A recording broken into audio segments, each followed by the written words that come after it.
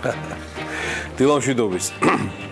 ყველას კარგ დღეს გისურვებ. დღეს 26 ივლისია, 8 საათი სრულდება საქართველოსა და მის დედაქალაქში. საკმაოდ ისეთი სიცხიანი ამინდია მომასწავებელი, თუმცა ამაზეც ოდნავ მოგვიანებით. ყველას წარმატებულ დღეს გისურვებთ, ხართ და ვართ და ვიქნებით ყოველთვის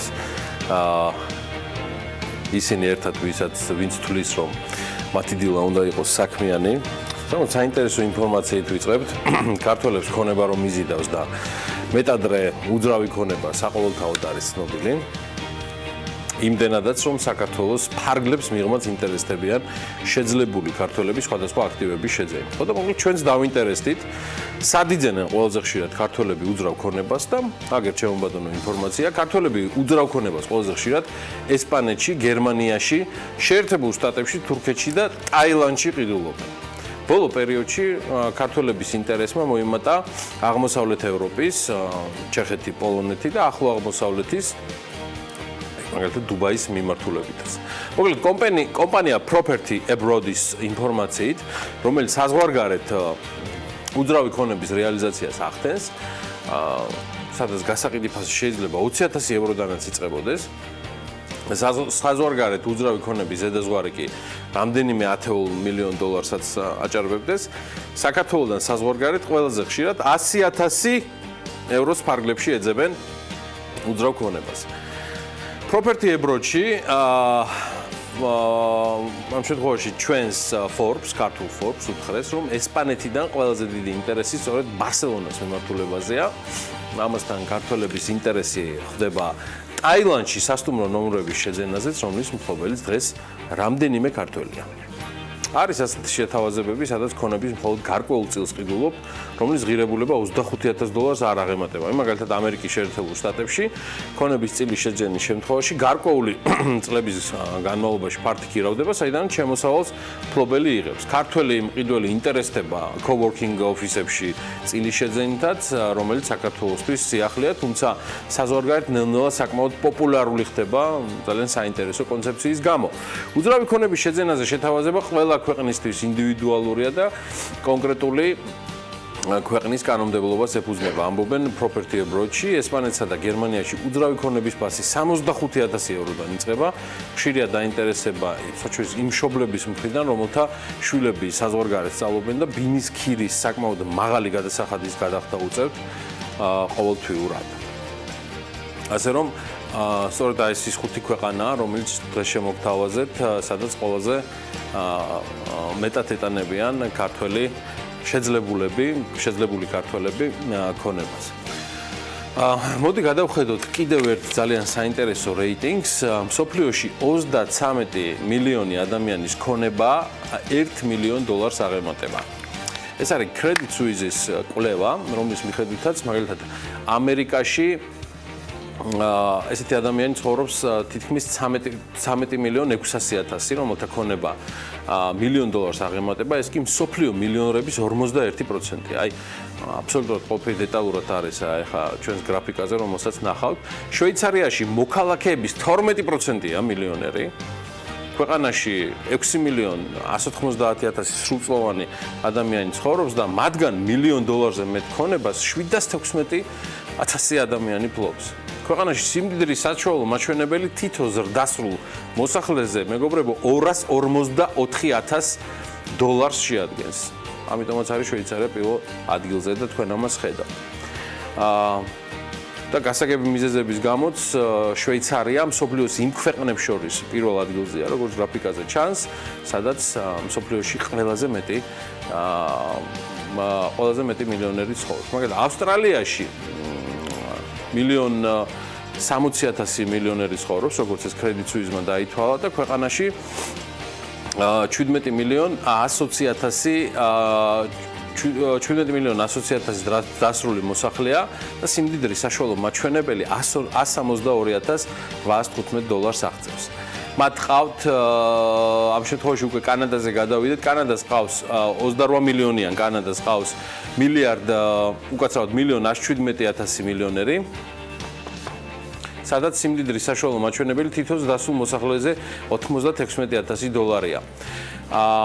1,132,000 მილიონერით რეიტინგში მე-7 ადგილს იკავებს იტალია, სადაც რეიტინგში მე-4 ადგილს იკავებს იტალია, სადაც სიმდიდრის საშუალო მაჩვენებელი 104,105 დოლარია, ქვეყანაში კი 49 მილიონი სრულწლოვანი მოსახლეა. ჩინეთს 1,590,000 მილიონერი ყავს, ქვეყანაში 1,23 მილიარდი სრულწლოვანი მოსახლეა, სიმდიდრის საშუალო მაჩვენებელი კი 4,895 დოლარი გამოდის. რეიტინგში მე-5 ადგილი ეს არის საფრანგეთი, 1,617,000 ფრანგი მილიონ დოლარზე მეტ ქონებას ფლობს, ქვეყანაში ჯამში 48 მილიონი სრულწლოვანი ადამიანი და სიმდიდრის საშუალო მაჩვენებელი საფრანგეთში თითქმის 100,000 უტოლდება. 1,600,000 მილიონერი ყავს გერმანიას და ქვეყანაში ჯამში 67 მილიონი სრულწლოვანი მოსახლეა და მათი სიმდიდრის საშუალო მაჩვენებელი 43,000 დოლარს უახლოვდება. რეიტინგში ასევე საკმაოდ მნიშვნელოვან ადგილს იკავებს გაერთიანებული სამეფო, სადაც 2,225,000 ადამიანის ქონება აღემატება $1,000,000, ქვეყანაში ჯამში თითქმის 50 მილიონი სრულწლოვანი მოქალაქეა. თითო მათგანზე სიმდიდრის მაჩვენებელი $107,000 აჭარბებს. რეიტინგის სამეულში ასევე მოხვდა იაპონიაც, სადაც თითქმის 3 მილიონი მილიონერია, დაზუსტებული ციფრი გახლავთ. 2,826,000 იაპონიაში თითოს დასრულ მოსახლეზე სიმდიდრის მაჩვენებელი $120,493 დოლარია. ჯამში კი ქვეყანაში 104 მილიონი სრულწლოვანი მოსახლეა. 13,554,000 მილიონერით, როგორც გითხარით, ამერიკის შეერთებული შტატები არის სიის სათავეში, სადაც 255 მილიონი სრულწლოვანი მოსახლეა და მათი სიმდიდრის საშუალო მაჩვენებელი 44,977 დოლარს შეადგენს. მოკლედ, უახლოეს მომავალში ჩვენს გუნდის წევრებთან ერთად ვაპირებ, რომ კიდევ უფრო დეტალურად დავთვალო ეს მონაცემები, მათ შორის Forbes-დანაც და იმედი მაქვს, საკმაოდ საინტერესო სურათს მივიღებ და სიახლეებსაც. ალბათ დაგაინტერესებთ რა ხდება ამასთან დაკავშირებით საქართველოში და რამდენი მილიარდერია, არ შეგშლიათ, ერთია და ყველასთვის ცნობილი. და რაშია ჩვენი პრობლემა? აი აქ არ ამგონია სწორი პასუხი მივიღო, თუმცა გავკადნიერდები და ჩემას გეტყვით, რომ ჩვენი პრობლემაა, რომ ჩვენ ვართ ღარიბი ქვეყანა, რომლის სიმდიდრე უпростоად მთლიანი შიდა პროდუქტი ამ ეტაპზე 14 მილიარდი დოლარია, ოდნავ მეტი. ყავს დიდრები, ნამდვილად ყავს, მაგრამ გვაქვს პრობლემა, რომ არ გვიყვარს მდიდრები და არ ზრუნავთ ჩვენ თავზე, რომ ჩვენ მეტად გავმდიდრდეთ. და თავად ვიყოთ მდიდრები და თანამონაწილენი ქვეყნის დოვლათის შექმნისა, რომელიც ისედაც შეზღუდულია ბაზრის, ტექნოლოგიების, განათლების ნაკლებობის და ტერიტორიული მორღვეულობის გამო. მონაცემები, რომელიც დღეს აქვს ქვეყანას, Forbes-ის წამყვანი მილიარდერების უკეთეს შემთხვევაში ასეულში აღმოჩნდებოდით, ქვეყანა საქართველო სამწუხაროდ. სამწუხაროა, რომ ქართველები Forbes-ის ასეულში არ შედიან და ერთადერთი და დეკლარირებული რეალური ქართველი მილიარდერი ბიძინა ივანიშვილი დღეს 420 ადგილს იკავებს Forbes-ის რეიტინგში. სხვათა შორის ჯერჯერობით არ ვიცი და რა იქნება მერე, ანუ მისი საპრეზიდენტო ვადის გასვლის შემდეგ, მაგრამ 2017 წლის მდგომარეობით Forbes-ი ადასტურებს, რომ დონალდ ტრამპის ქონება 3,5 მილიარდი დოლარია და მოდი ახლა ვიდრე ანალაპიაშვილთან გადავალ, იმით დავიწყნარებ თავს, რომ ჩვენსაც მეტი აქვს. დილამშვიდობის ანა. დილამშვიდობის გიორგი. სხვათა შორის დონალდ ტრამპი საკუთარ ქონებასთან დაკავშირებით ძალიან ისეთი ისტორიებს ყოფა ხოლმე, რამდენად გაჭირვებით მოუხდა, რომ ამ მასშტაბებისთვის მიაღწია, მაშინ როდესაც მამისგან ისესხა პირველი მილიონი. აი ასე. ამერიკის შეერთებული შტატების მილიარდერმა პრეზიდენტმა ტრამპმა თავის მხარდამჭერებთან შეხვედრისას უკვე პრეზიდენტის რანგში და იმავე ქონებით განაცხადა, რომ ახალი იდეა აქვს, რომელიც მისი თქმით მექსიკის საზღვართან კედლის აშენებაში ფულს დააზოგინებს.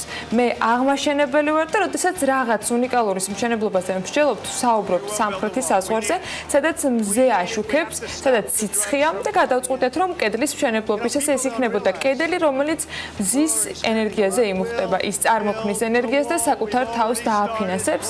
ასე მექსიკას საკმაოდ ნაკლების გადახდა მოუწევს და ეს კარგია. ხომ კარგია?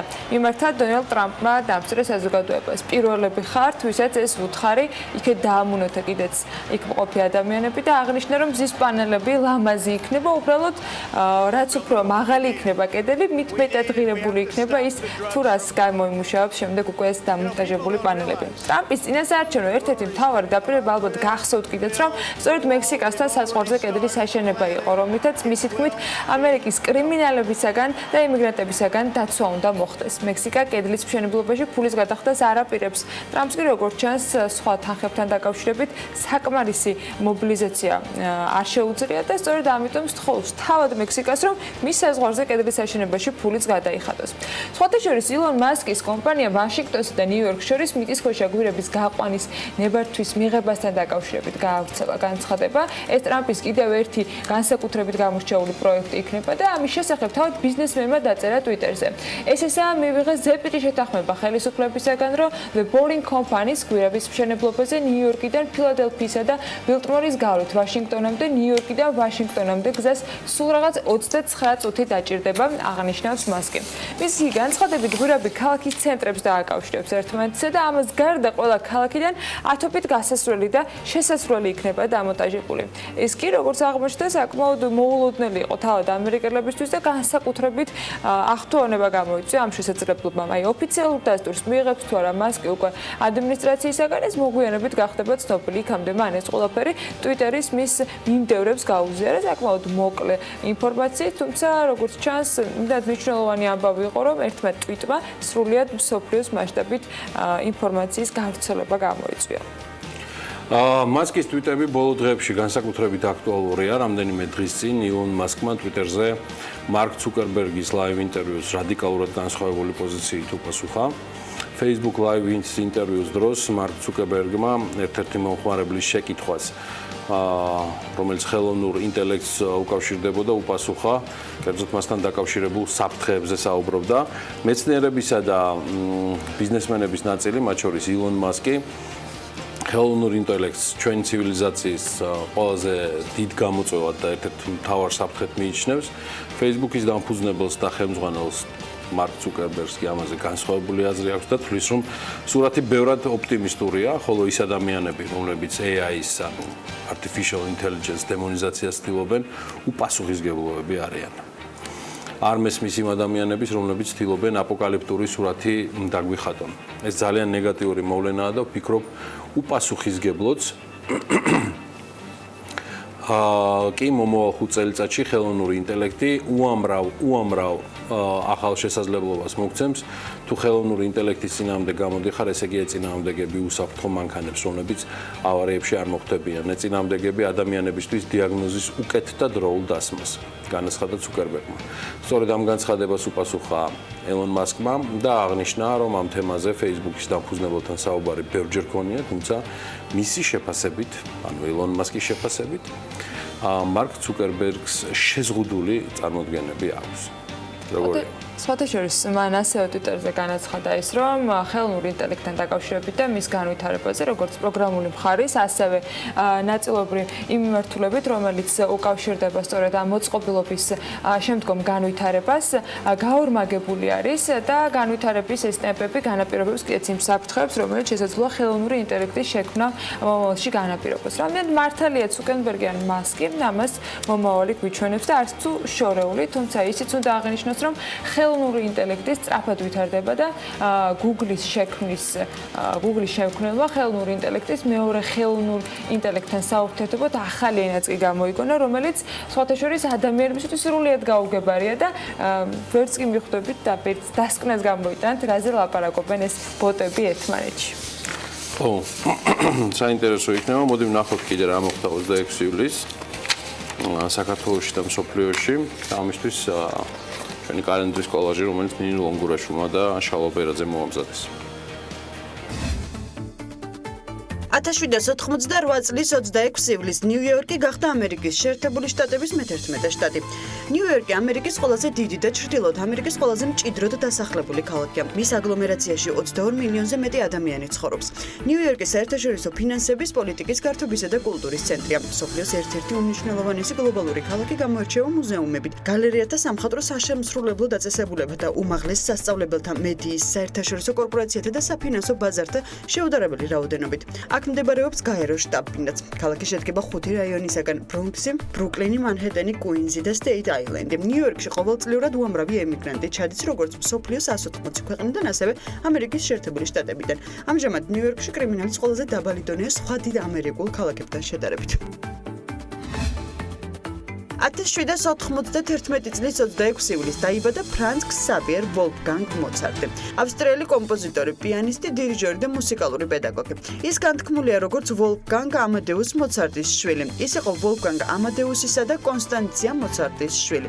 ვოლფგანგმა ეს სახელი შვილს თავისი მოსწავლის და ახლო მეგობრის, ფრანც ქსავიერ ზიუსმაერის პატივსაცემად დაარქვა. ქსავიერი დაიბადა 1791 წლის 26 ივლისს, მამის გარდაცვალებამდე 5 თვით ადრე. მასზე იმდენი ვილაპარაკეთ, რომ ველი როდის მოხდება მომავალ რომელიმე კალენდარში, შესაძლოა მომავალ წლებში ან რა ვიცი ნებისმიერ დღეს უკვე კოსმოსში გახსნილი სასტუმროს შესახებ ინფორმაცია. თქვენ წარმოიდგინეთ, პირველი სასტუმროს სახელი კოსმოსში იქნება მარინა. მასაჩუსეტსის ტექნოლოგიური ინსტიტუტის სტუდენტებმა კოსმოსში სასტუმროს მოწყობის პროექტი შეიმუშავეს. საუბარია სასტუმროზე, რომელიც არის Managed Reconfigurable in Space Nodal Assembly და მარინა გამოიყვანეს აქედან სახელით. ამ პროექტის მიხედვით კოსმოსში სასტუმროს მონტაჟი იქნება შესაძლებელი უკვე 2026 წლისათვის და ინჟინერების ჩანაფიქრის თანახმად სასტუმრო არის 8 გასაბერი მოდულისაგან შემდგარი და ის გაერთიანებს ბარს და ფიტნეს ცენტრსაც კი. 12 დღის განმავლობაში დასვენება კი $5 მილიონი ეღირება. სასტუმრო სულ ჯამში 20 ადამიანზე იქნება გათვლილი, საიდანაც 4 ადგილი პერსონალისთვის იქნება გამოყოფილი. ნახოთ როგორ იქნება სასტუმრო მარინა და ვინ იქნებიან მისი პირველი სტუმრები. ჩვენ სტუმრებს რაც შეეხება დღეს 26 ივლისს საქმიანი დილის სტუდიაში, ამას ჩვენი მოკლე ვიდეო ანონსიდან შეიტყობთ.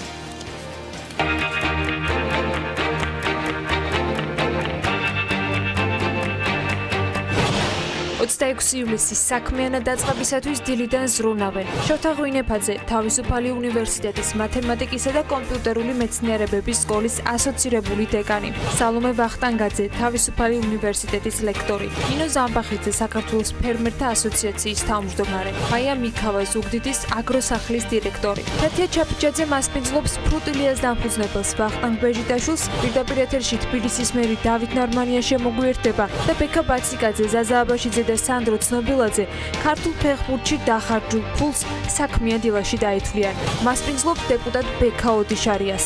დილა უნდა იყოს საქმიანი და რა თქმა უნდა ტელეპირველზე.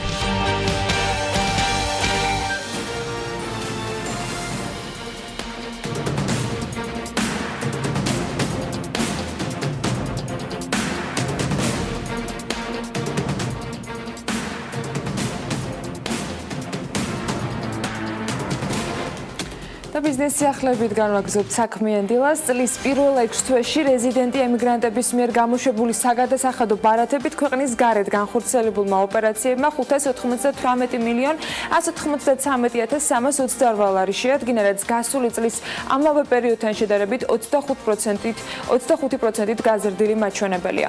2016 წლის პირველ 2 კვარტალში ქართველებმა საზღვარგარეთ საგადასახადო ბარათებით 457,7 მილიონი ლარი დახარჯეს. ეროვნული ბანკის მონაცემების თანახმად კი მხოლოდ ივნისში საქართველოს მოქალაქეების მიერ საზღვარგარეთ საბანკო ბარათებით განხორციელებულმა ოპერაციებმა 112 მილიონ ლარზე მეტი შეადგინა და ამავე პერიოდში ჯამში საზღვარგარეთ 597,923 საბანკო ოპერაცია განხორციელდა.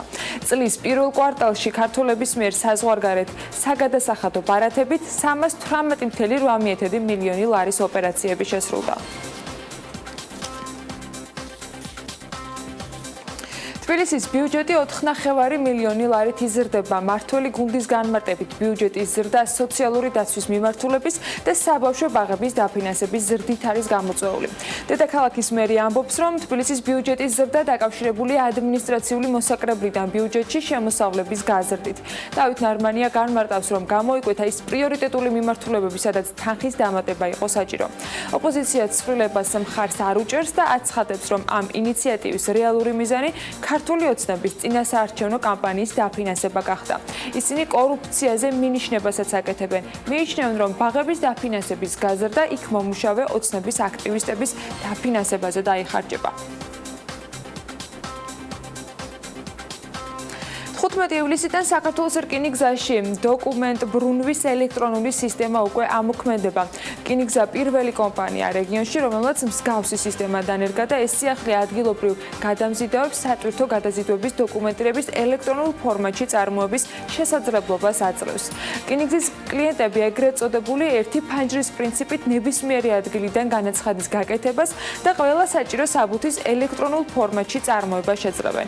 ასევე გადამზიდავებს ოფისიდან გაუსწრებლად გადაზიდვის დოკუმენტის გადმოგზავნა და ხელმოწერის შესაძლებლობა ექნებათ.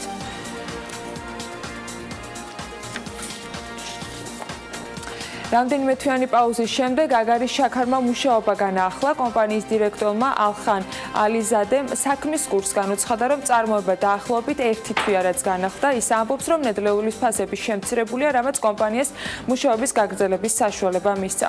წარმოება ნოემბრიდან შეჩერდა. ის აღნიშნავდა, რომ ქარხანა იმპორტირებულ პროდუქციას ფასის კუთხით კონკურენციას ვერ უწევდა, უმეტესად კი საქართველოში შაქარი უკრაინიდან შემოდიოდა. ვცდილობთ გადავრჩეთ ბაზარზე, მიუხედავად დიდი კონკურენციისა, ამბობს ალიზადე. ამასთან კომპანიის დირექტორი განმარტავს, რომ ცვლილებები კომპანიის მენეჯმენტშიც განხორციელდა.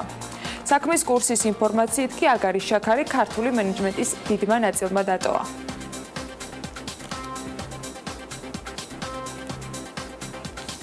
ატმის ექსპორტი 44%-ით გაიზარდა. სოფლის მეურნეობის სამინისტროს მონაცემებით 24 ივლისისათვის ქვეყნიდან 5853 ტონა ატამია ექსპორტირებული, რაც 44%-ით აღემატება წინა წლის ამავე პერიოდის მაჩვენებელს. ისიც უნდა აღვნიშნოთ, რომ გასულ წელს ჯამში უცხოეთის ბაზარზე 5800 ტონა ატამი იყო გატანილი. ექსპორტირებული ატმის საერთო ღირებულება ამ დროისათვის $2.20. პოლიეთილენის პარკებზე შეზღუდვები მწარმოებლებისათვის დიდ პრობლემებთან და ხარჯებთან არ იქნება დაკავშირებული, განაცხადა კომპანია GVG პლასტის ხელმძღვანელმა გელა გელაშვილმა საქმის კურსთან. კომპანია 2014 წელს სახელმწიფო პროგრამა აწარმოეს საქართველოს პარკებშია დაფინანსებული და ცელოფნის პარკების წარმოება აქვს დაწყებული და როგორც მისი ხელმძღვანელი ამბობს, ადგილობრივ ბაზარზე უამრავ მსხვილ სავაჭრო ქსელს ამარაგებენ. ისეთებს როგორიც არის მაგალითად ორი ნაბიჯი, ნიკორა ავერსი და ასე შემდეგ. გელა გელაშვილი აღნიშნავს, რომ ახალი რეგულაციებით ძალიან თხელი 5 მიკრონიანი ერთჯერადი პარკების წარმოება იკრძალება და იმპორტი, ამიტომ სწორედ საწარმოებით 15 მიკრონიანი შედარებით სქელი ცელოფნების გადამზადებაზე გადადიან. საპარტნიორო ფონდი დღეს სტარტაპ საქართველოს პროექტ Greenways წარადგენს. პროექტი კი მომსახურების სფეროს განვითარებაზე იქნება ორიენტირებული. უცხოელი ვიზიტორები 24 საათის განმავლობაში მაღალ კვალიფიციურ იურიდიულ კონსულტაციას მიიღებენ და სრულ მომსახურებას ქართულ, რუსულ და თურქულ ენებზე. Deutsche Bank-მა შესაძლოა ბრიტანეთიდან 350 მილიარდი გაიტანოს. მიზეზი სამეფოს გადაწყვეტილებაა დატოვოს ევროკავშირი, წერს Bloomberg-ი წყაროზე დაყრდნობით. ანონიმურმა წყარომ სააგენტოსთან განაცხადა, რომ თანხის გატანა სავარაუდოდ 2018 წლის სექტემბრიდან დაიწყება და 2019 წლის მარტისთვის დასრულდება. Deutsche Bank-ის მთავარმა აღმასრულებელმა დირექტორმა თანამშრომლებს ვიდეო მიმართვისას განუცხადა, რომ ოპერაციების უმეტესობა დიდი ალბათობით ფრანკფურტში გადავა, თუმცა როგორ მოხდება ამ გადაწყვეტილების აღსრულება, მას გეგმა არ წარუდგენია. წყაროები ამბობენ, რომ ბანკმა შესაძლოა ფრანკფურტში გადაიტანოს აქტივების ნაწილი 20,000-მდე კლიენტის ანგარიში და ასევე წაიყვანოს რამდენიმე ასეული თანამშრომელი. ბანკში ჯერჯერობით ამ ყველაფერთან დაკავშირებით ოფიციალურ კომენტარს არ აკეთებენ. სოფლიოში უმსხვილესი ქვანახშირის ინდური კომპანია Coal India 37 საბადოს ხურავს. კომპანიაში კი ამბობენ, რომ მზის ენერგიის ზრდის ტრენდის გამო ისინი ეკონომიკურად ღირებული აღარ არის. Coal India, რომელიც ინდოეთის ნახშირის დაახლოებით 82%-ს აწარმოებს, აცხადებს, რომ საბადოები ექსპლუატაციიდან 2018 წლის მარტში გამოვა. სახელმწიფო ობიექტების 9%-ის დახურვით კი დაახლოებით 8 მილიონ ინდურ რუპიას დაზოგავენ. ჩანთების მწარმოებელი მაიკ კორსი, ლუქს კლასის ფეხსაცმელის და ჩანთების მწარმოებელ ჯემჩუს 1,2 მილიარდად ყიდულობს. როიტერი აღნიშნავს, რომ ჯემჩუ გასაყიდად აპრილში გამოიტანეს, მას შემდეგ რაც აქციების საკონტროლო პაკეტის მფლობელმა გააჟღერა სურვილი, რომ ფოკუსირება მოახდინოს სამხმარებლო საქონელზე. უკვე ცნობილია, რომ მაიკ კორსი ბრიტანული ბრენდის თითო აქციაში 230 პენსს გადაიხდის.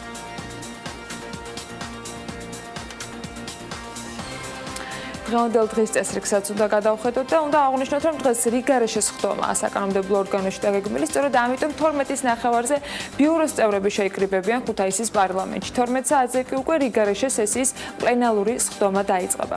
ასევე 12 საათზე ბათუმში სასტუმრო შერატონში მონეტარული პოლიტიკის კომიტეტის დასრულების შემდეგ ეროვნული ბანკის პრეზიდენტის კობა გვენეტაძის პრესკონფერენციაა ჩანიშნული. 13 საათზე კი საპარტნიორო ფონდი გამართავს სტარტაპ საქართველოს პროექტის Greenways პრეზენტაციას. ასეთი დღე გველოდება წინ, 4 შაბათია, 26 ივლისი, ყველაფრის საქმის კურსში ვიქნებით, რა თქმა უნდა, მიმდინარე ეკონომიკის და ბიზნესის სიახლეების შესახებ და პირველის მაყურებლები ზუსტად 15 საათი და საღამოს უკვე 22 საათსა და დაახლოებით 45 წუთზე. იქამდე დრო არის, რომ გავიგოთ რა ხდება სავალუტო ბირჟაზე.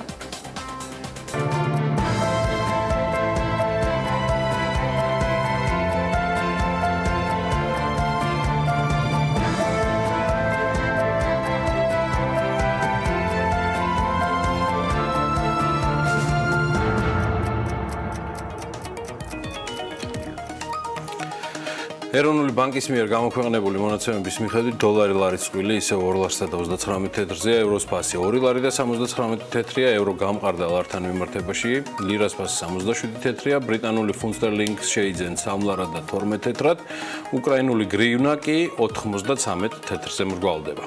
სხვათა შორის წლის პირველ კვარტალში კომერციული ბანკები 830 პრეტენზიას კომერციული ბანკების მიერ 830-მდე პრეტენზია დაფიქსირებული. ეს ეროვნული ბანკის მონაცემებია, რაც წინა წლის იმავე პერიოდს თუ შევადარებთ 209 პრეტენზიით გაზრდილი მაჩვენებელია. ეროვნული ბანკი უწყება, რომ განხილული პრეტენზიებიდან კომერციულმა ბანკებმა უსაფუძვლოდ 580 მიიჩნიეს, საფუძვლიანად კი ბანკებმა მხოლოდ 193 პრეტენზია ჩათვალეს და ისინი მომხმარებლის სასარგებლოდ გადაწყდა.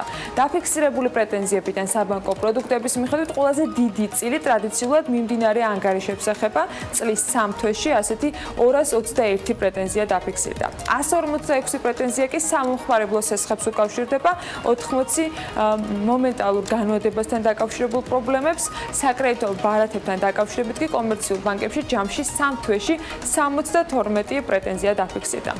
პრეტენზიების შინაარსით თითქმის ნახევარი მოდის ტრანზაქციებზე, ჯარიმებზე და საკომისიოებზე. მომსახურების ხარისხთან დაკავშირებით კი წლის 3 თვეში კომერციულ ბანკებში 129 პრეტენზია დაფიქსირებული. გასული წლის განმავლობაში კომერციულ ბანკებში ჯამში 2857 პრეტენზია იყო ეროვნული ბანკის მისამართით დაფიქსირებული, როგორც განმოცხადის უკვე კერძო ბანკების მიმართ. 2017 წლის ივნისში მაისთან შედარებით გაცემულ სესხებზე საშუალო წლიური საბაზრო პროცენტი განაკვეთი 1.7 პუნქტით არის შემცირებული და მან თითქმის 16% დაზუსტებულად კი 15.9% შეადგინა.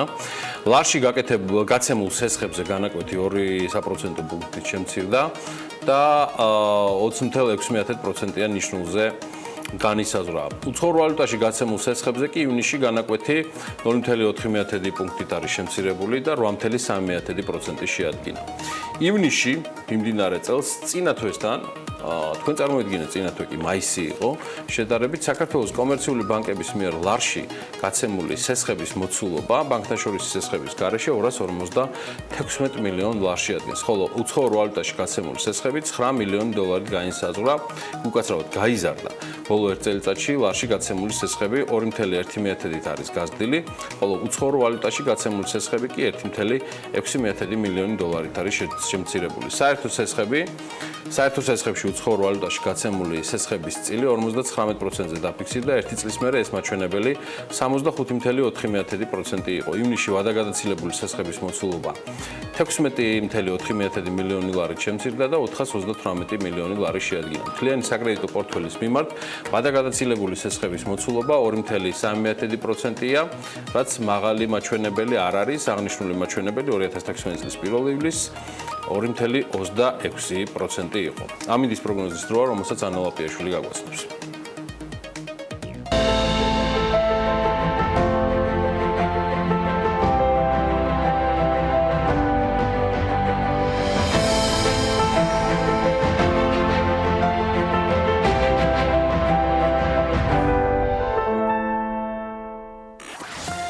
ეროვნული სააგენტო იტყობინებდა, რომ ამინდი საქართველოში განპირობებული იქნება ამიერკავკასიის ჩრდილოეთიდან მოქმედი შედარებით გრილი და სამხრეთიდან გავრცელებული ცხელი ჰაერის მასების ურთიერთქმედებით. მოსაუდგენელია დრო გამოშვებით ღრუბლიანობის მომატება ზოგან ხანმოკლეწვიმა და თან ელჭექით აღმოსავლეთ საქართველოში კი შესაძლოა იყოს სეტყვაც. იქროლებს ცვალებადი მიმართულების ქარი. სოხუმში უნალიქოთ ჩაივლის დღე და 32 გრადუსი იქნება, ბათუმში კი 31 გრადუსი დაფიქსირდება. ქობულეთში 30 გრადუსია ნავარაუდები, ქუთაისში ბევრად მეტი 35, ზუგდიდში კი 33. ოზურგეთში დღის მეორე ნახევრიდან ხანმოკლეწვიმა არ არის გამორიცხული და 33 გრადუსია ნავარაუდები. ონშიც შესაძლოა დღის მეორე ნახევარში იწვიმოს და 32 გრადუსს მიაღწევს ტემპერატურა. გორში 35 გრადუსი იქნება, აქ უკვე უნალიქოთ ჩაივლის დღე, ისევე როგორც ცხინვალში და 34 გრადუსი დაფიქსირდება ამ შემთხვევაში. მარგნეულში 36 გრადუსი იქნება, დღის მეორე ნახევარში ხანმოკლეწვიმა ნავარაუდები, ისევე როგორც რუსთავში და აქაც 36 გრადუსს ველოდებით. ახალციხეშიც იწვიმებს და 34 გრადუსი იქნება, ბორჯომშიც შესაძლოა რომ ნალექი იყოს და 34 გრადუსს მიაღწევს ტემპერატურა, ბაკურიანშიც წვიმას ველოდებით და 30 გრადუსს, ახალქალაქშიც წვიმასთან ერთად 29 გრადუსი დაფიქსირდება. სტეფანწმინდაშიც რა თქმა უნდა წვიმიანი დღე არის ნავარაუდები და 24 გრადუსი, რაც შეეხება თელავს, აქაც იწვიმებს, მაგრამ ტემპერატურა საკმაოდ მაღალია, 36 გრადუსს მიაღწევს. დედაქალაქს რაც შეეხება დრო გამოშვებით ღრუბლიანობა მოიმატებს თბილისში, დღის მეორე ნახევრიდან შესაძლოა ხანმოკლეწვიმაც იყოს და იქროლებს ცვალებადი მიმართულების ქარი. თუმცა დღის განმავლობაში საკმაოდ ცხელა და 36 გრადუსამდე გათბება ჰაერი. მადლობა ანას. უკაცრავად ერთი ინფორმაცია გამომჩა სხვათა შორის. აქ ძალიან საინტერესო ამბები არის იტალიაში, მგონი ვატიკანში, რომის პაპმა მთლიანად აკრძალა წყლის მოხმარება და ერთ-ერთი ყველაზე მნიშვნელოვანი შადრევნების კი არის დახურული საიმისოდ, რომ მაქსიმალურად დაიზოგოს წყლის რესურსი იტალიაში. ეს ინფორმაცია უბრალოდ მახსოვს გუშინ რომ უნდა ყოფილიყო დღევანდელ გადაცემაში, მაგრამ არა უშავს. სიცხეები საქართველოში გაგრძელდება და მეც უფრო დეტალურად გეტყვით, თუ კონკრეტულად რომელი შადრევნები დახურა ბენედიქტმა იმის გამო, რომ დაახლოებით რაღაც მილიონი დეკალიტრი დაზოგოს საკმაოდ სერიოზული სიცხეების გამო. კარგი, ცხრის ნახევარით სრულდება. სულ მალე კიდევ ერთხელ დაგიბრუნდებით, კიდევ ერთხელ გეტყვით დილა მშვიდობისას, კიდევ ერთხელ გისურვებთ წარმატებულ დღეს. სულ მალე საკმაოდ საინტერესო სტუმრებით დაგიბრუნდებით.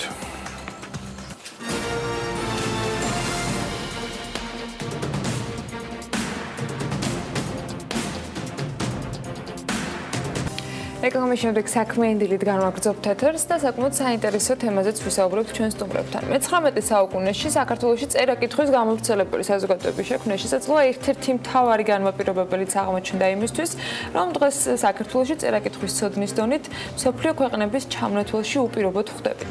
ლიდერთა შორის მინიმალურია იმ ადამიანების რაოდენობა, ვინც ქართულ ამბანს არ ფლობს. ეს გამოწვევა აღარ არის, თუმცა აუცილებლად შესანარჩუნებელი პირობაა. სამაგიეროდ მნიშვნელოვანი გამოწვევაა კოდის წერა. კოდის წერის გამავრცელებელი საზოგადოება კი თავისუფალ უნივერსიტეტში 21 საუკუნეში ჩამოყალიბდა. წერე კოდი ამოწოდებით ცნობილი და სრულად სხვადასხვა სფეროს წარმომადგენლები ერთიან კლიპში გაერთიანდნენ, თუმცა კლიპი არ არის საკუთარი. რა ხდება ამოწოდების მიღმა, ვისთვისაა ეს მოწოდება და არის თუ არა ნამდვილად ისეთი მარტივი კოდის წერა, როგორც როგორც შესაძლო არის რომ შთაბეჭდილება დარჩეთ ზოგიერთებს. სწორედ ამაზე ვისაუბრებთ ჩვენ სტუმრებთან.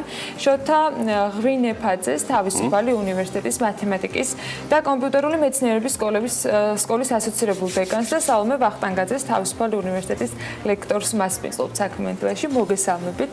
მადლობა იმის რომ ასე დილიდან ხართ ჩვენთან ერთად. მართლაც მარტივია. მარტივია კი. კოდის წერა, ანუ რეალურად მარტივია. შეუძლია ყველას და რაც თავარია აუცილებელია. მე არ შემიძლია. ხო, აი არის მართალი. აბა მითხარ ანუ მე მგონი რომ პირიქით ხალხს ისე შევარ რომ ეს ძალიან რთულია რა.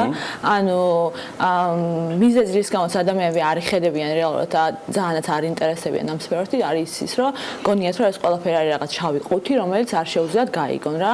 ჩვენ დღეს ყველანი ვხმარობთ რაღაცა ტექნოლოგიებს ყოველდღიურ ცხოვრებაში და ძალიან ბევრთან თქვენ საერთოდ კომპიუტერები გიდგათ წინ ხო? მაგრამ არავის აი თავში აზრად არ მოდის რომ ეს რეალურად როგორ არის შექმნილი. კაი, სალომე, ესე კითხავთ. და შოთასთანაც ეს კითხვა. მომწონს ეს ძალიან ეს ინიციატივა კოდერებთან დაკავშირებით, თემას ხშირად იმუშავებთ, წერთ კიდეც ხშირად ამ თემასთან დაკავშირებით. Forbes-ში ძალიან აქტიურად ვართ ჩართული სხვადასხვა ტექნოლოგიების გაშუქებაში, რამდენიმე კომპანიის ინტერესს წარმოადგენს საქართველოში, რომელიც ბლოკჩეინ ტექნოლოგიებით არის დაკავებული, გადასარევია. კოდერების და კოდინგის საზოგადოების შექმნამდე ინტერნეტის გამავრცელებელთა საზოგადოება ხო არ არის უფრო უპრიანი რომ შეიქმნას, ანუ რამდენად მოცულია რეალურად ქვეყანას აიმისოთ რომ ჩვენ კოდერებთან დაკავშირებით გავაკეთოთ ეს ყველაფერი. თორე თქვენ პირველ შენიშვნას ვიზიარებ რომ თუ ვეზიარე გამომივა. იმედია რომ გამომივა. სალომე გისმენთ თქვენგან დავწერთ. ინტერნეტის ამბავი როგორ არის ქვეყანაში? არის საკმარისი საიმისოთ რომ უკვე გადავიდეთ #წერეკოდი. მე არ მაქვს ზუსტი ინფორმაცია, რამდენად არის გავრცელებული, ანუ რამხელა არის დაფარვა, მაგრამ ყოველ შემთხვევაში ისე შევა რომ თბილისში ეს პრობლემა არ დგას, მაგრამ ეს არა მარტო თბილისში, არამედ ქალაქებში და დარწმუნებული ვარ, რომ მოსახლეობის უმეტესობას აქვს წვდომა ინტერნეტზე. ჩემი აზრით, ანუ წვდომა ინტერნეტზე სხვა საკითხი არის, ვიდრე ტექნოლოგიების. რატო? აი, მითხარით რომ ინტერნეტზე წვდომა უფრო ასოცირდება მაგალითად ნებისმიერ ინფორმაციის მოწოდებასთან რა ეს არ არის აღარ ნამდვილად არ არის რაღაც არაფერ კავშირი არ არის შექმნასთან არ არის კოდინგთან არის განსაკუთრებული ის აღარ არის ურთიერთკავშირი აღარ არის არა ურთიერთკავშირი როგორ არ არის ანუ უბრალოდ ინტერნეტის არსებობა დღეს ანუ აღარ ითვლება რაღაც განსაკუთრებულ მოვლენად რა ინტერნეტი დღეს არის ალბათ ახლა ყოველს აქვს მობილური ხო, ყველას აქვს მობილური კი და ანუ ინტერნეტი არის აუცილებელი რეალურად დღესდღეობით ინტერნეტის გარეშე წარმოდებული ადამიანი ალბათ არც არსებობს სადმე. კი, ესეა. და ჩვენ კიდევ ამბობთ იმას, რომ კოდის წერა არანაკლებ მნიშვნელოვანია და კოდის წერის გარეშეც თუ უფრო მნიშვნელოვანია არა და კოდის წერის გარეშეც დღეს და ხვალ უკვე აუცილებლად წარმატების მიღწევა ძალიან გაჭირდება. აი ამ საზოგადოების ჩამოყალიბება რას ნიშნავს? ერთია, როდესაც განათლებას იღებენ ადამიანები ამ მიმართულებით, როდესაც სწავლობენ ინფორმატიკას, შემდეგ ძალიან ბევრ ენას შეისწავლიან პროგრამირების და ასე შემდეგ, მაგრამ ასე ანუ მე დავიწყე წერა-კითხვის გამავრცელებელი საზოგადოების ანალოგით, იმიტომ რომ რაღაც პარალელით თქვენს გავლეთ, როდესაც ეს სახელი შეარჩიეთ და თქვენ რანაირად გეგმავთ, რომ დაინტერესებული ადამიანები გაანათლოთ, მიაწოდოთ ინფორმაცია და ასე შემდეგ. ხო, ესე იგი ამისათვის რომ დავიწყოთ თავიდან რა ესე იგი კოდის წერა და ანუ ჩვენი ორგანიზაციის მთავარი მიზანი არის კოდის წერის განვითარება და პოპულარიზაცია საქართველოში. კოდის წერის და კომპიუტერული მეცნიერების. ანუ რეალურად კომპიუტერული მეცნიერება არის დარგი, რომელიც სადღაც 50 წელია რაც არსებობს რა, ფაქტიურად მანამდე არ არსებობდა. დღეს არის განვითარების აქსელერაციის ფაზაში, ანუ ექსპონენციალურად ვითარდება, რაც ნიშნავს იმას, რომ დღეს რო ვითარდება დაუშვათ 2-ით, ხვალ განვითარდება 4-ით, მერე 8-ით, მერე 16-ით, ну, ეს არა, ექსპონენციალური ზრდა აქვს. რაც თავისთავად იწვევს იმას, რომ საქმეების რაოდენობა ამ მიმართულებით ყოველ დღე ბევრად მეტია ვიდრე გუშინ იყო, ხალხის რაოდენობა ასე სწრაფად ვერ ვითარდება და ზუსტად ამიტოა, რომ ამ მიმართულებაში დასაქმება ძალიან მარტივია და ხელფასები ძალიან მაღალია. თუმცა ჩვენი, ანუ ესე იგი, მე ძალიან გამიხარდება და იდეალური იქნება ალბათ თუ ყველა ამ სფეროში დასაქმება საქართველოში ჩვენ ეკონომიკასაც და დასაქმებასაც და ყველაფერს ეშველება ერთდროულად, თუ თუმცა ეს არ არის ჩვენი ორგანიზაციის მიზანი.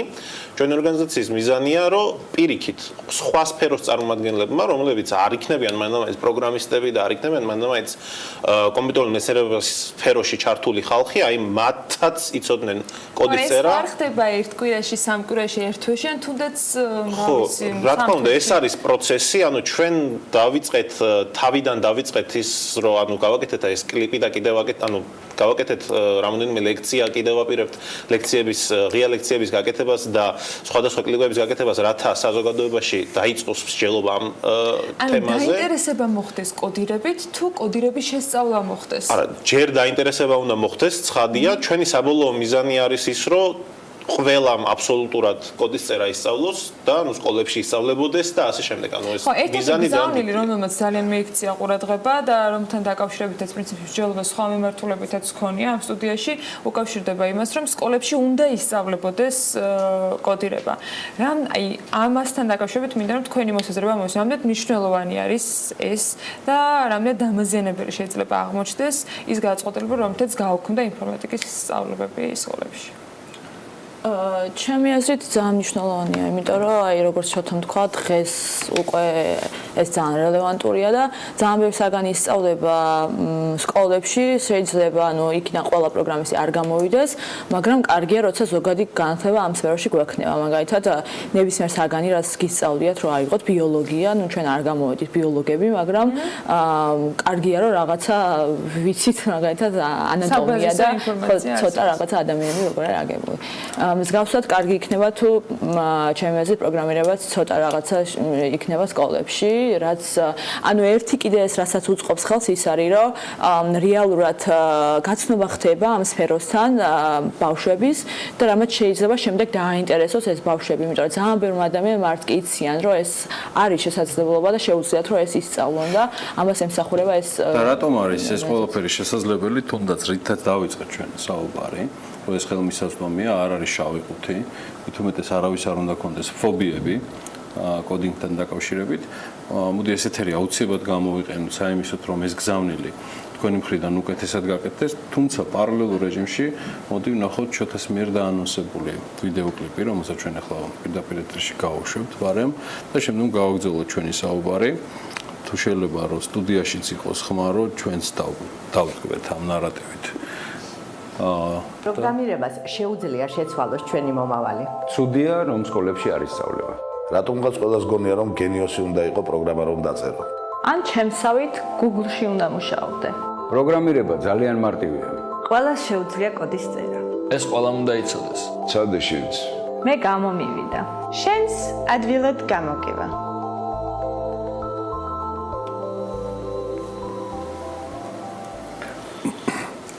მე არ ვიცი ამის დრო, შოთა სალომე რამდენად დამრჩება, მაგრამ იმის დროს ძალიან ბევრს დავიტოვებ, რომ ეს ეთერი ეხლაც და მომავალშიც გამოვიყენო ამ მიმართულების პოპულარიზაციისთვის, იმიტომ რომ უბრალოდ ვერ ხედავ სხვა მომავალს ამ ქვეყნის, ვიდრე ტექნოლოგიებია, ვიდრე ჩვენი ცოდნის მაქსიმალური ექსპორტია, თუ კი რაიმეს დავაგროვებთ აქა და მე იმედი მაქვს, რომ ამას დავაგროვებთ, მაგრამ მინდა რომ დამარწმუნოთ ამ ეთერში თქვენ სალომემაც რომ რატომ არ არის რთული თუნდაც ვერ მისწავლა კოდინგი. სადღაც 10 წლის წინ მე ჩემთვის რო გეკითხათ, შეუძლია თუ არა ყველას კოდის წერა, ხო? ვეტყოდი რომ არა, რა თქმა უნდა არ შეუძლია, რაღაც ნიჭი უნდა გქონდეს, რომ მათემატიკა კარგად უნდა იცოდეს. რა უნარებზეა საუბარი შეთანხმებით? ხო, რეალურად არანაირ უნარებზე არ არის საუბარია იმაზე, რომ ეს კოდის წერა უნდა ასე რა ქვია, რეალურად სწორად უნდა გასწავლონ რა.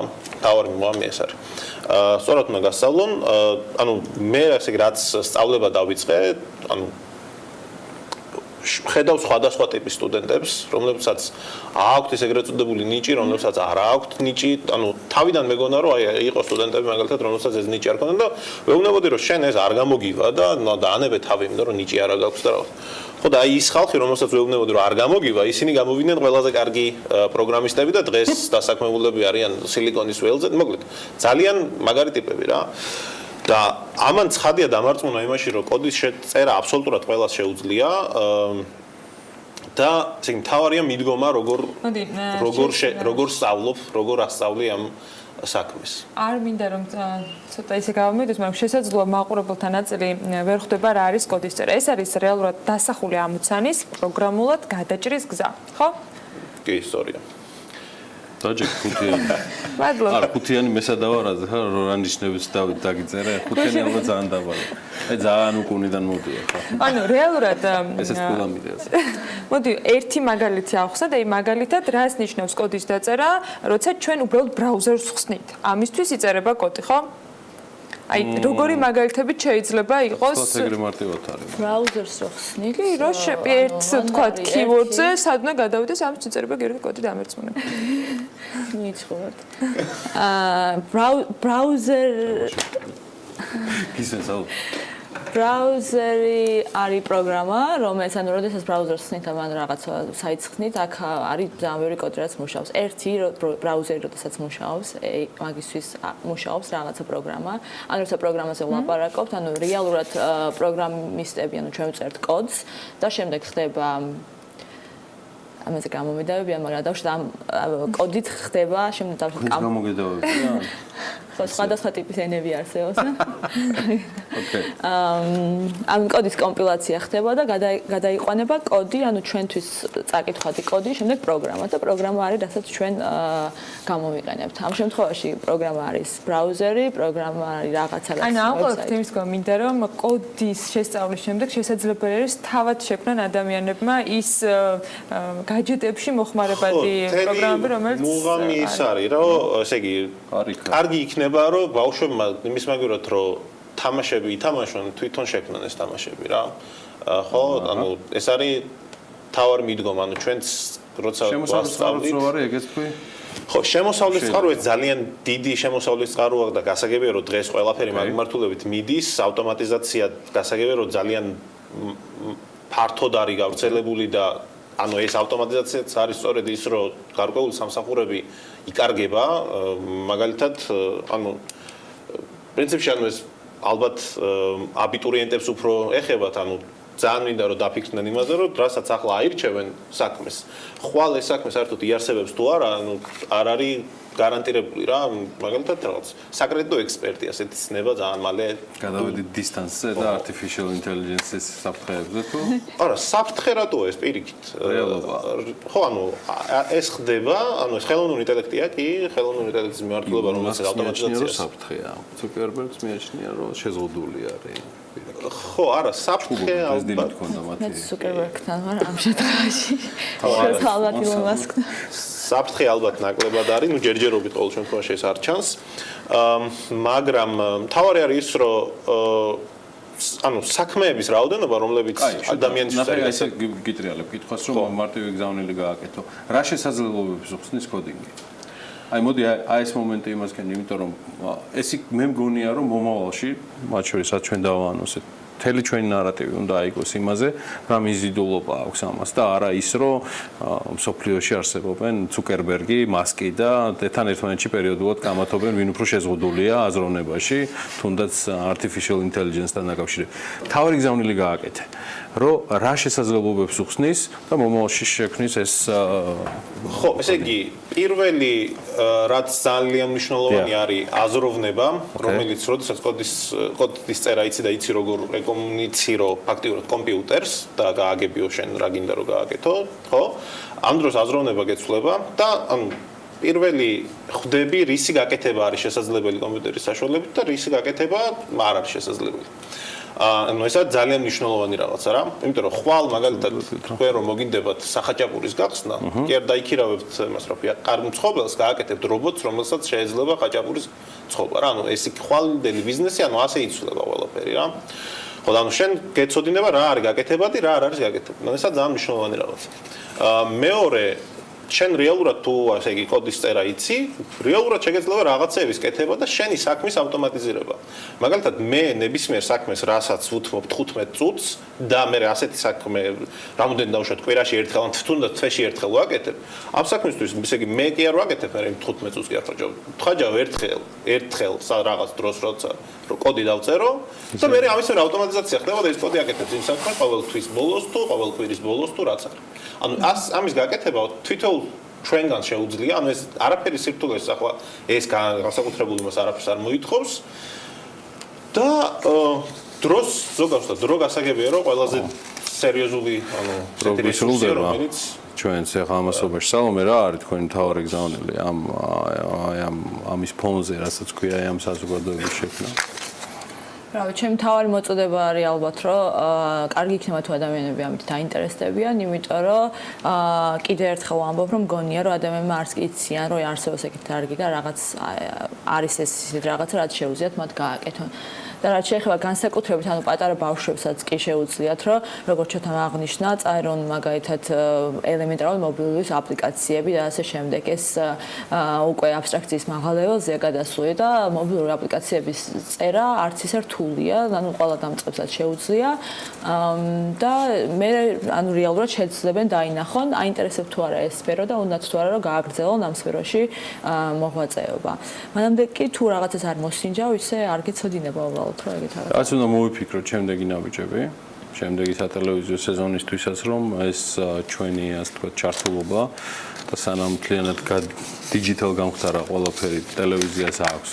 ყოველ შემთხვევაში საქართველოს შედარებით გავლენა გამოვიყენოთ ეს ეთერები საიმისოდ, რომ მეტი პოპულარიზაცია გავაკეთოთ. ჩვენ ყოველ შემთხვევაში სექტემბრიდან მზად ვართ ამისთვის და ჩვენი სრული მხარდაჭერა და იმედი გქონდეთ აი ამ ძალიან მაგარ წამოწყებაში. მადლობა თქვენ. დიდი მადლობა შოთა ღვინეფაძეს. იგი თავისუფალი უნივერსიტეტის მათემატიკის და კომპიუტერული მეცნიერების სკოლის ასოცირებული დეკანია, მე მგონი სწორი არის, სრულად თქვენი რეგალია.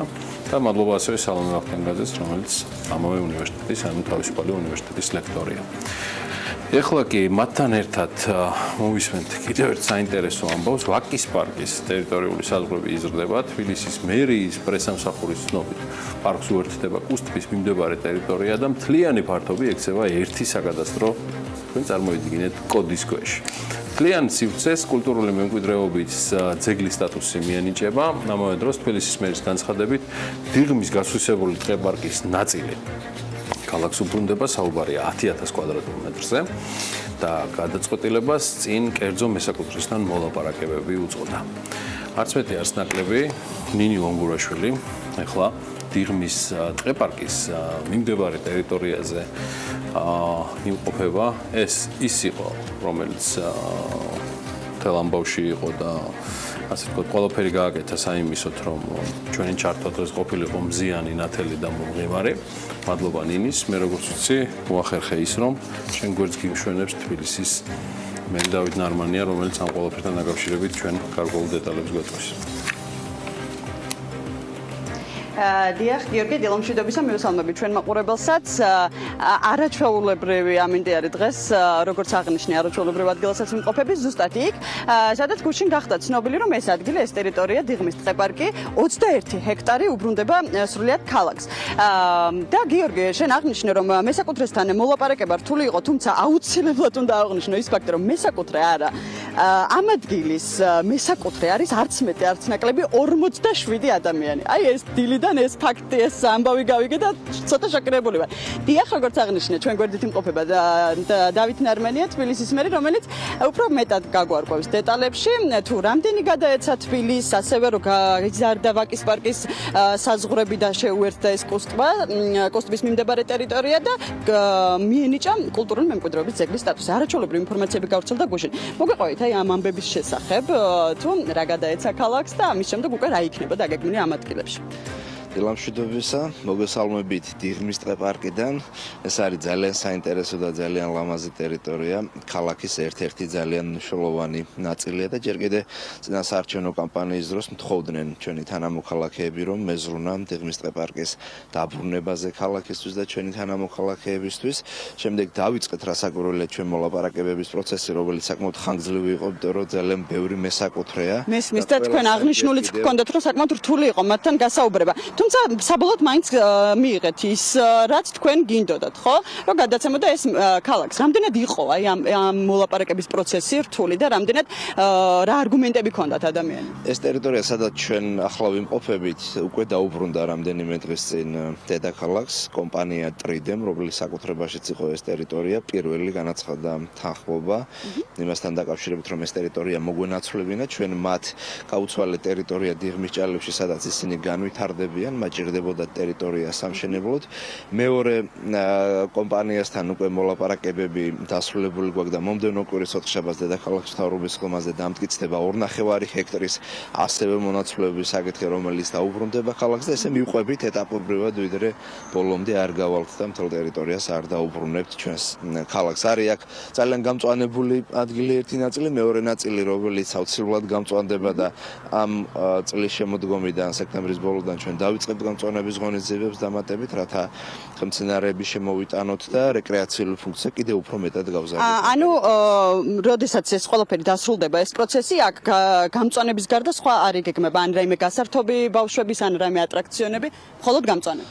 ჩვენ ვფიქრობთ, რომ გამწვანება და ასე თქვათ დამატებით სიმწვანის შემოტანა არის ძალიან მნიშვნელოვანი ერთის მხრივ, მეორეს მხრივ აუცილებელი ასევე გარკვეული ასე თქვათ პატარა კომპონენტის შემოტანა, რაც მოთხოვნადი იქნება ჩვენი თანამოქალაქეების მხრიდან, ოღონდ ეს იქნება აუცილებლად ასე თქვათ ტყე-პარკთან დაკავშირებული მცირე ინფრასტრუქტურა და არა თქვათ რამე ისეთი დიდი გვინდა რომ ეს პარკი რეალურად ტყე-პარკის სახეს ატარებდეს, როგორც ამას ქვია. ბატონო დავით, განსხვავებით დიღმის ტყე-პარკისა, ასევე გაიზარდა, როგორც აღნიშნეთ, საზღვრები ვაკის პარკის და მიუერთდა კუსტმა. რაიმე სირთულეებს ხوار გადააწყდეთ აი ამასთან დაკავშირებით? ვინმეს ინტერესები ხომ არ ილახებოდა ან ასე შემდეგ აი ამ საზღვრების გაზრდასთან დაკავშირებით? ეს არის წმინდა ადმინისტრაციული გადაწყვეტილება, რომელიც ჩვენ მივიღეთ.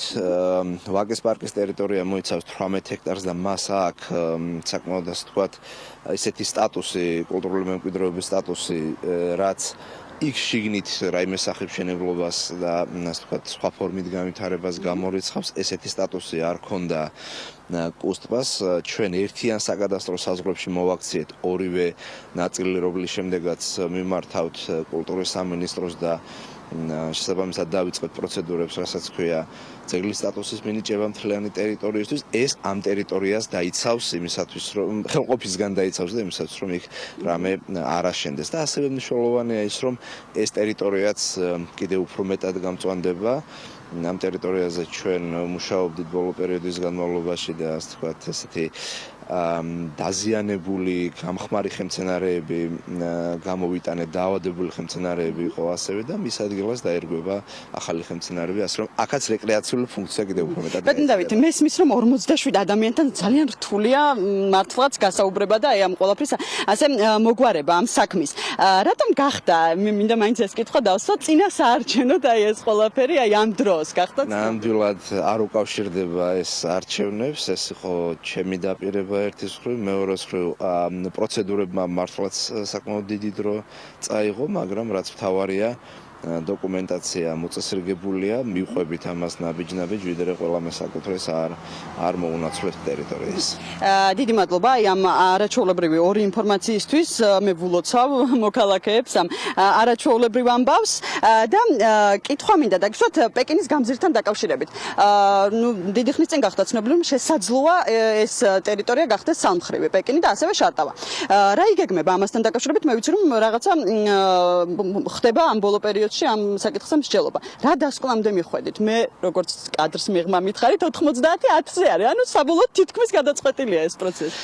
მნიშვნელოვანია ის, რომ ჩვენ გამოკითხვას ვატარებთ და 700-მდე რესპონდენტი გამოკითხული ყავს, მიმდინარეობს გამოკითხვის შედეგების ანალიზი. თუ რამდენად ემხრობა მოსახლეობა, მძღოლები, თანამოქალაქეები პეკინის გამზირის გასაცვლელობას. პარალელურ რეჟიმში ტექნიკური, ეს თქვათ, გათვლები მიმდინარეობს, საპატრულო პოლიცია ჩართულია, ჩვენი ტრანსპორტის სამსახური, სხვადასხვა უწყებები იმისათვის, რომ გაკეთდეს ავტობუსების ხაზი, გაკეთდეს საველოსიპედო ბილიკი, ასევე გვინდა რომ დამატებით კიდევ ხეები დაერგოს პეკინის გამზირზე, სადაც არის გარკვეული, ეს თქვათ, გამონაკლისები, დაიდგმება საპარკე სკამები, გაკეთდება ბუჩქები და ასე შემდეგ, რათა ასე ვთქვათ, უფრო გამწვანებული, უფრო საინტერესო ტერიტორია მივიღოთ და გვინდა რომ მოძრაობაც იყოს უფრო კომფორტული და ამისთვის ვაკეთებთ ამ ყველაფერს. ასე რომ როგორც კი დავამთავრებთ კვლევას და ტექნიკურ ასე ვთქვათ მოსამზადებელ ნაწილს, რასაც ჩვენ ვამზადებთ, ბუნებრივია საზოგადოებას თქვენი მეშვეობით ვამცნობთ იმას, თუ როგორი იქნება მოძრაობა ბაგეზე. ჩვენ რამდენიმე დღე დაგვჭირდება იმისათვის, რომ დავასრულოთ ეს ყველაფერი და შემდეგ უკვე მე ვფიქრობ, რომ მომდევნო კვირისთვის გახდება ცნობილი. ანუ სულ მცირე დრო დარჩა, რომ ეს ყველაფერიც ჩვენ გავიგოთ მოქალაქეებმა. რა საკურველია, ჩვენ ყველაფერს გავაკეთებთ იმისათვის, რომ გადაადგილება იყოს უფრო თავისუფალი, უფრო კომფორტული, უფრო უსაფრთხო გზის საფარი იქნება ძალიან კარგი იმისათვის, რომ მცხოვრებლები უფრო თავისუფლად გადაადგილდნენ, ვიდრე დაზიანებული გზის შემთხვევაში იყო. ძალიან დიდი მადლობა ბატონო დავით, მადლობა რომ იყავით დილიდან ჩვენთან ერთად, ასეთი არაჩვეულებრივი ინფორმაციები უთხარით ჩვენ მაყურებელს. მე აუცილებლად უნდა გავუსვა ხაზი იმას, რომ ბატონი დავით ნარმანია თბილისის მერი სპეციალურად საქმიანი დილისთვის ადგა დილის 7 საათზე, იმისთვის რომ ეს არაჩვეულებრივი ამბები გაიგო ჩვენი მაყურებლისთვის. მადლობა კიდევ ერთხელ. რემის დამატება ხომ არ გნებავთ? წარმატებებს გისურვებთ თქვენს, ჩვენს ტელემაყურებლებს და თბილისის მერია მაქსიმუმს გააკეთებს იმისათვის, რომ ყველა ასე ვთქვათ საჭიროება რაც ქალაქში არის და რაც ჩვენთან მოქალაქეებს ჭირდებათ, იქნას უზრუნველყოფილი. დიდი მადლობა. მადლობა ასევე წარმატებებს გისურვებთ. მე კი მაყურებელს შევახსენებ, რომ გუშინ გახდა თბილისის დავით ნარმანიას ადგილას აუცილებლად დაგიბრუნებდი პასუხს, რომ მე ყოველ დღე დილის 7 საათზე ვიღვიძებ და ჩემი დღე იწყება დიღმის ტყე პარკით, პეკინის გამზირით, ძველი თბილისის უბნებით და ბევრი რაღაც, მაგრამ მან გიპასუხა ის, რაც გიპასუხა. გიორგი საკაძე იძახეს, რომ მე ჯერაო, რომ დავით ნარმანიაო დილის 7 საათზე ყოველ დღე იღვიძებს. რომელ საათზე იღვიძებთ მართლა თქვენ და რომელ საათზე მიდიხართ სამსახურში? ანუ 9 საათი იგვიანე? მე მუშაობ გვიანობამდე, ეს გვიანობამდე არის მინიმუმ ღამის 12 საათი, ხშირ შემთხვევაში უფრო მეტიც, როცა ღამის სამუშაოები მიმდინარეობს, ხშირად ღამის სამუშაოების დასათვალიერებლადაც მივდივართ და დილას ვდგები ადრე, ყველაზე მაქსიმუმ ეს არის 8 საათი, როცა ვდგები. ბატონო დავით, არჩევნები გვიახლოვდება. მე ვიცი რომ გადავაჭარბე საეთერო დროს, მაგრამ ეს კითხვა უცბად უნდა დავსვა. მოდის მერობით არჩევნები.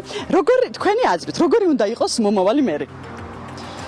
ეს კითხვა ჯობია რომ დავსვათ მოქალაქეებს თუ როგორი მერი სურთ მათ, როგორი მომავალი მერი. აი თქვენ რა დაგაკლდათ აი ამ წლების განმავლობაში? როგორი შეიძლებოდა რომ ყოფილიყავით ან გინდოდათ და რაღაცეებმა შეგეშალათ ხელი? აი როგორი უნდა იყოს თქვენი აზრით მერი? თქვენ ჩათვალეთ რომ თქვენ ხართ მოქალაქე. ყველაზე მეტად ეს არის დაბრკოლებების სწრაფი გადალახვის უნარი. სხვა დანარჩენი რაც სამეურნეო საქმიანობასთან არის დაკავშირებული, რაც მენეჯმენტთან არის ქალაქის დაკავშირებული, ეს რასაკურველია, ის რაც აუცილებელია და მნიშვნელოვანია, მაგრამ იმდენად ბევრია წინააღმდეგობები, როცა ხარ ქალაქის მერი, რომ ამ ყველაფრის დაძლევას განსაკუთრებული უნარი ჭირდება და ესეთი უნარი უნდა გქონდეს აუცილებლად. ძალიან დიდი მადლობა. მადლობა რომ იყავით თბილისის სამსახურში ამ წლების განმავლობაში. მე კი მაყურებელს შევახსენებ კიდევ ერთხელ, რომ ჩვენთან ერთად დილიდან იმყოფება თბილისის მერი დავით ნარმანია. გუშინ გახდა არაჩვეულებრივი ინფორმაციები ცნობილი, რომ ვაკის პარკის საზღვრები იზრდება და მას ემატება კუსტვა და ამ ორივეს ერთად ენიჭება კულტურული მემკვიდრეობის ძეგლის სტატუსი, ასევე დიღმის ტყეპარკი გადაეცემა ქალაქს, რაც ასევე არაჩვეულებრივი ამბავი არის, მიუხედავად იმისა, რომ საკმაოდ რთული პროცესი იყო 47 ადამიანთან მესაკუთრესთან მოლაპარაკების პროცესი. ჩვენ შეიძლება ვერ მივიღეთ მილიონი ბუჩქი და მცენარე დედაქალაქში, მაგრამ ერთი ჩანერგილი ნინი ლონგურაშვილი ნამდვილად მივიღეთ. ბიზნესმენია საქართველოში და ამ გუნდში, რომელმაც დღეს საოცარი სამსახური გაუწია დავით ნარმანიას. წარმატებები თბილის, მე ყველაზე მეტად მაინც მაინტერესებს და იმედი მაქვს, რომ ნინი მომიტანს ინფორმაციას, კადრს მიღმა მაინც, რას აპირებს დავით ნარმანია სულ რამდენიმე კვირაში, როცა ცოტა მეტიც ალბათ რამდენიმე თვეში, როცა მისი უფლებამოსილება ამოიწურება. ჩემთვის ეს უფრო მნიშვნელოვანი ინფორმაცია. და ასევე ცხადია სიახლე, რაც დარწმუნებით არის და შეიძლება ითქვას, რომ ნარმანიამ ფაქტიურად დაადასტურა, თბილისის მერმა დაადასტურა, რომ 90-ზე 90 ოღონდ ასე ვთქვათ პოზიტიურად არის მერია და შესაბამისი გადაწყვეტილების მიღებები საიმისოდ, რომ პეკინის გამზირზე არსებული აი დღევანდელი სატრანსპორტო მოძრაობა დარჩეს თითქმის იგივე, როგორიც არის, ანუ იყოს სამხრივი. ეს არის ერთ-ერთი კიდევ უმნიშვნელოვანესი ინფორმაცია, გარდა იმისა, რასაც 2 დღეა ჩვენი მედია საშუალებებით ვიძახით, საუბარია დიღმის ტყეპარკის და კუსტბის ტერიტორიის, ასე ვთქვათ, სრულად მოქცევაზე დედაქალაქის სამართლებრივ სივრცეში. გავიდეთ რეკლამაზე, რომელსაც საკმაოდ დავიგვიანეთ და მე მაინც იმედი მაქვს, რომ სულ მალე დაგიბრუნდებით. რეკლამა ძალიან საინტერესოა TV პირველზე, ასე რომ დაგველოდოთ.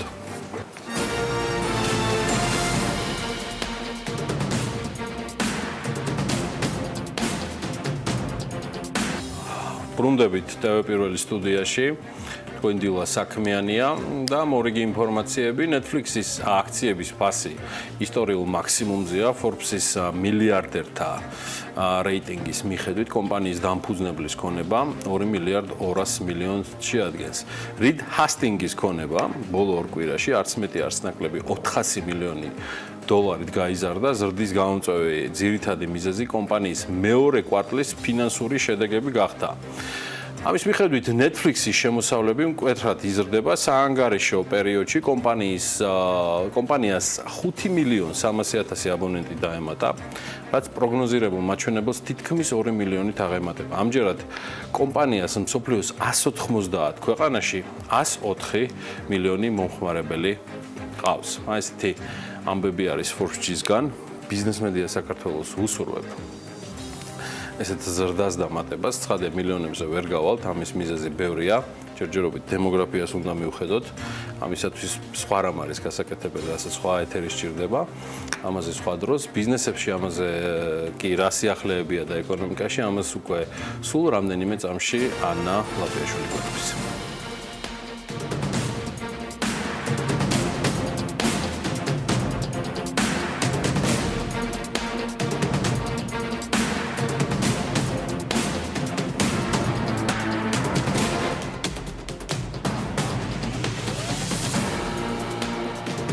Liberty Bank-ის გაყიდვის და სამეთვალყურო საბჭოში ცვლილებების შესახებ ეროვნული ბანკის საქმის კურსია. ეროვნული ბანკის პრეზიდენტი კოპა გონეტაძე ამბობს, რომ ინფორმაცია Liberty Bank-ისგან მათ უკვე მიიღეს, ახლა კი დოკუმენტების გაანალიზების პროცედურა მიმდინარეობს.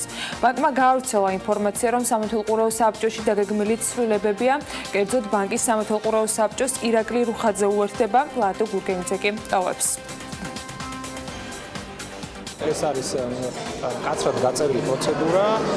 ჩვენ მივიღებთ პირველი ინფორმაცია უკვე ამასთან დაკავშირებით. ეხლა ვაანალიზებთ იმ დოკუმენტებს, რაც აუცილებელია და ამ წესების მიხედვით დავიწყებთ აი ამ გარიგების შესწავლას.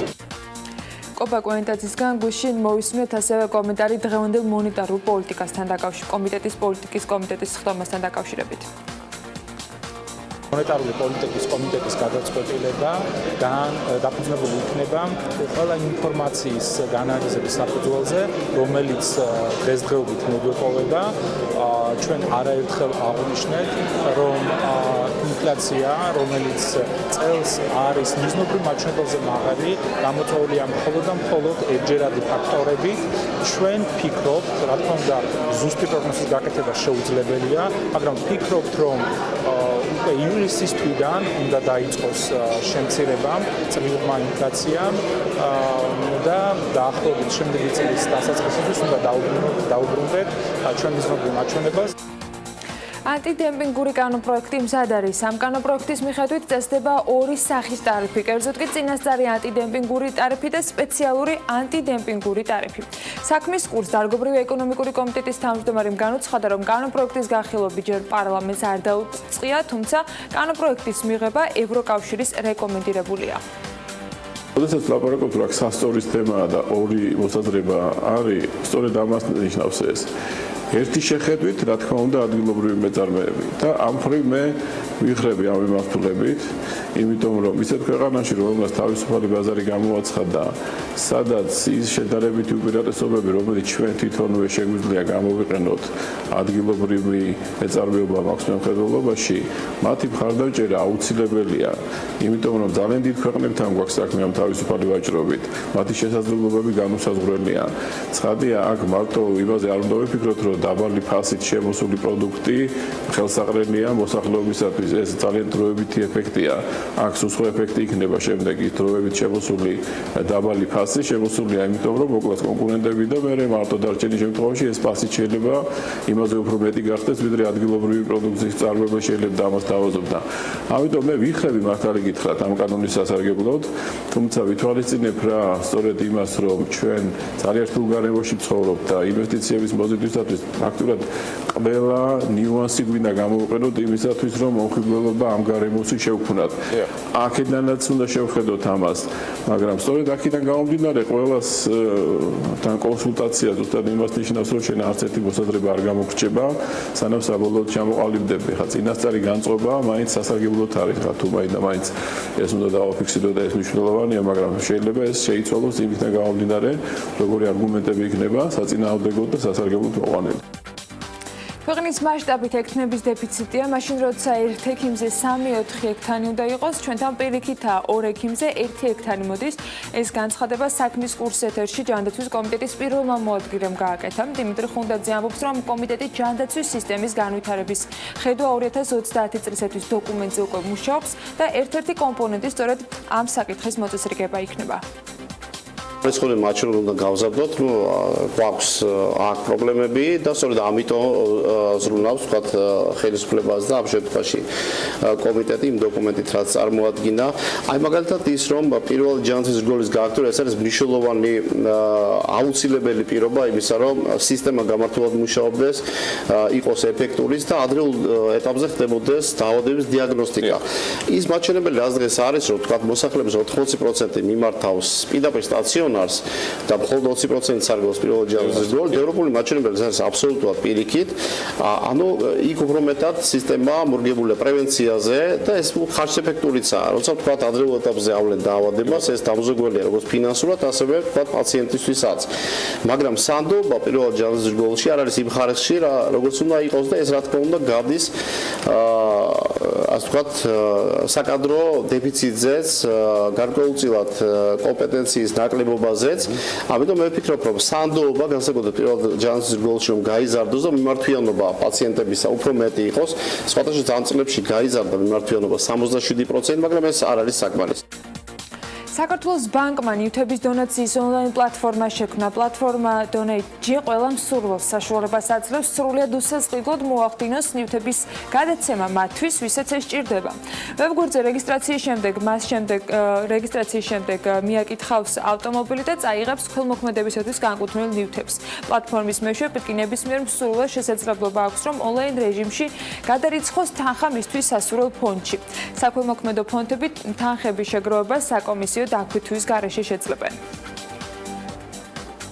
ეს არის საქველმოქმედო საიტი, რომელიც საშუალებას მისცემს ყველა მსურველს დაეხმაროს ნივთების თუ ფულადი თანხის სახით ანუ გაჭირვებულ ადამიანებს ნივთების შესახებ, ესე იგი შეიძლება იყოს ნებისმიერი ტანსაცმელი, ავეჯი, ტექნიკა თუ სხვა ნივთი. ჩვენ დავინახეთ ამ საიტის საჭიროება, რომ კოორდინაცია გაგვეკეთებია აი საქველმოქმედო საქმიანობისთვის, იმიტომ რომ ძალიან ბევრი ადამიანია მსურველი ეს დახმარება გაეღო და ამისათვის ჩვენ შევიძინეთ ფართი, საწყობი, სატრანსპორტო ტექნიკა და ანუ კოორდინაციის ამ საიტის საშუალებით კოორდინაციას გაუწევთ ამ დახმარებას. Global Finance-მა TBC ბანკი 6 ნომინაციაში საუკეთესო ბანკად დაასახელა, მათ შორის საქართველოში საუკეთესო ციფრული ბანკი, საუკეთესო ონლაინ ბანკი და საუკეთესო საბანკო მობილური აპლიკაცია ბიზნესისთვის. გამარჯვებული ბანკები კი რამდენიმე კრიტერიუმების მიხედვით შეირჩა. მათ შორის არის მომხმარებლის მოზიდვის და სერვისის სტრატეგია ციფრულ საბანკო მომსახურებაში, ონლაინ კლიენტების ზრდა, შეთავაზებული პროდუქტების ფართო არჩევანი, ვებგვერდის და მობილური აპლიკაციების დიზაინი და ფუნქციონალი. 2012 წლიდან დაწყებული ვღებულობთ მონაწილეობას ასე ვთქვათ ამ კონკურსში და უკვე ასე ვთქვათ შეგვიძლია თამამად ტრადიციად გვექცა სხვადასხვა ნომინაციებში გამარჯვება. ჩვენ უკვე 6 წელია ზედიზედ ვღებულობთ საუკეთესო ციფრული ბანკის წოდება, საუკეთესო ინტერნეტ ბანკი საქართველოში. როგორც ფიზიკური, ასევე ბიზნესისთვის და ვღებულობთ ხოლმე ჯილდოებს რეგიონის მასშტაბით. აქაც ანუ მაყურებლისთვის ცოტა უფრო გასაგები რომ გავხადო. ასე ვთქვათ, დესკტოპ და ლეპტოპის აპლიკაცია ინტერნეტ ბანკს, რასაც ვეძახით ჩვენ. ანუ აქ არის ნომინაცია საუკეთესო საქართველოსთან ქვეყნების მიხედვით და არის ასევე თქვენ ნომინაციები, ანუ რეგიონის მასშტაბით, ანუ ამაში საუკეთესო აი ამ პროფილში ყველაზე მაგარი და ასე შემდეგ. რაც შეეხება ანუ ჯილდოს, რომელიც თქვენ ახსენეთ საუკეთესო მობილური აპლიკაცია რეგიონში, ეს ანუ ამას მსგავსი ნომინაციები არ არის, თუ იგებ პირდაპირ ასე ვთქვათ, ღებულობ რეგიონში საუკეთესო ყველაფერში აპლიკაცია.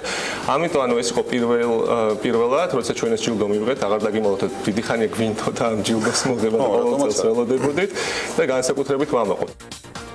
სამშენებლო მასალების კომპანია OMB BMC მომხმარებლებისათვის სამშენებლო მასალების შოურუმი გახსნა, სადაც შესაძლებელი იქნება ადგილზე მათი ხილვა და შემდგომ უკვე შეფასება. რა არის კომპანიის მთავარი უპირატესობა და როგორია მისი საომავლო გეგმები? ნახოთ სიუჟეტი. მაღალი ხარისხი და პროდუქტი, რომელიც სამშენებლო სფეროში ერთ-ერთი მოთხოვნადია. კომპანია OMB BMC იუბილესთან დაკავშირებით სამშენებლო მასალების შოურუმი გახსნა, სადაც მომხმარებელს საშუალება ექნება კომფორტულ გარემოში შეაფასოს პროდუქცია. არის ჩვენი სათაო ოფისის პრეზენტაცია. აღნიშნავთ ჩვენს მომხმარებლებთან, თურქ პარტნიორებთან და მომწოდებლებთან ერთად. როგორც კომპანიაში გვეუბნებიან, პროდუქტზე მოთხოვნა დღითი დღე იზრდება, რაზეც პროდუქციის მაღალი ხარისხი და სტანდარტებთან მაქსიმალური შესაბამისობა მეტყველებს. ამასთან მნიშვნელოვანია ისიც, რომ კომპანია მაქსიმალურად ცდილობს დანერგოს თანამედროვე და ეფექტური სამშენებლო მასალები და მიაწოდოს ის ქართულ ბაზარს. 2015 წლიდან არის კომპანია OMB BMC ბაზარზე. ჩვენ დასაწყისიდან ვცდილობდით, რომ სამშენებლო სფეროში ჩვენი წვლილი შეგვეტანა. ამ კუთხით დავიწყეთ გარების წარმოება, რომელიც ფაქტურად 100% იყო იმპორტზე დამოკიდებული აქამდე. ჩვენ ერთადერთი ალტერნატივა გავაჩინეთ ამ კუთხით. შევქმნით გარების საწარმო, რომელიც საკმაოდ წარმატებულად მუშაობს. მაქსიმალურად ვცდილობთ, რომ ხარისხზე ვიყოთ ორიენტირებული დასაწყისიდან. ვქმნით როგორც ხედავთ საფასადე ხარაჩოებსაც, როგორც გარებსაც. საომავლო გეგმები არის ჩვენი, რომ დავიწყოთ საყალიბე კონსტრუქციების წარმოება, რომელიც უფრო ხანგრძლივი ვადებით არის გათვლილი მშენებლობისთვის. დღეს არის ჩვენი სათაო ოფისის პრეზენტაცია. ღონისძიებაზე მოწვეულ სტუმრებს შორის კომპანიის პარტნიორებიც იყვნენ, რომლებიც დიდი ხანია საერთაშორისო ბაზარზე ოპერირებენ. მათი თქმით, მათთვის მნიშვნელოვანია მსგავს ქართულ კომპანიებთან თანამშრომლობა, რათა სამომავლოდ ქვეყანაში სამშენებლო ინდუსტრია კიდევ უფრო განვითარდეს. 2 წლის წინ დავიწყე თანამშრომლობა ოთართან და აღნიშნულ კომპანიასთან. მე ვთვლი, რომ ეს ახალგაზრდა საჭიროებს მხარდაჭერას ჩვენგან. ამასთან ასევე მნიშვნელოვანია ჩვენი თანამონაწილეობა ქართულ სამშენებლო ინდუსტრიაში.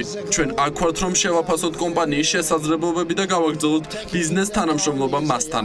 ჩვენი კომპანია ბიჯონსანი უკვე დიდი ხანია ექსპორტზე მუშაობს და სწორედ ამ კუთხით უკვე საქართველოსთანაც ვითანამშრომლებთ.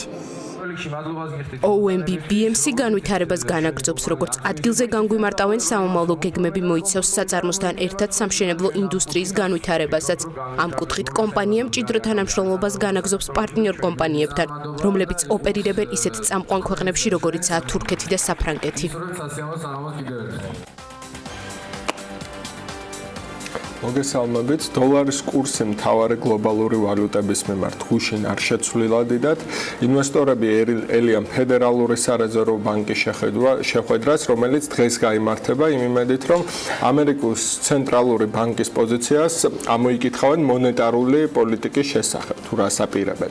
დოლარი გამყარდება, თუ კი პოლიტიკას წელსვე გაამკაცრებენ და ეს სიგნალიც წამოვა დღევანდელი შეხვედრიდან, თუმცა ზოგადი განწყობა ისეთია, რომ უფრო მიმდინარე განაკვეთის დატოვებას ელიან ინვესტორები და ფედერალური სარეზერვო ბანკის გადაწყვეტილების წინ დოლარი შეეცადა კაპიტალიზებას მომხმარებელთა განწყობის ინდექსის დადებითი მაჩვენებლიდან გამომდინარე.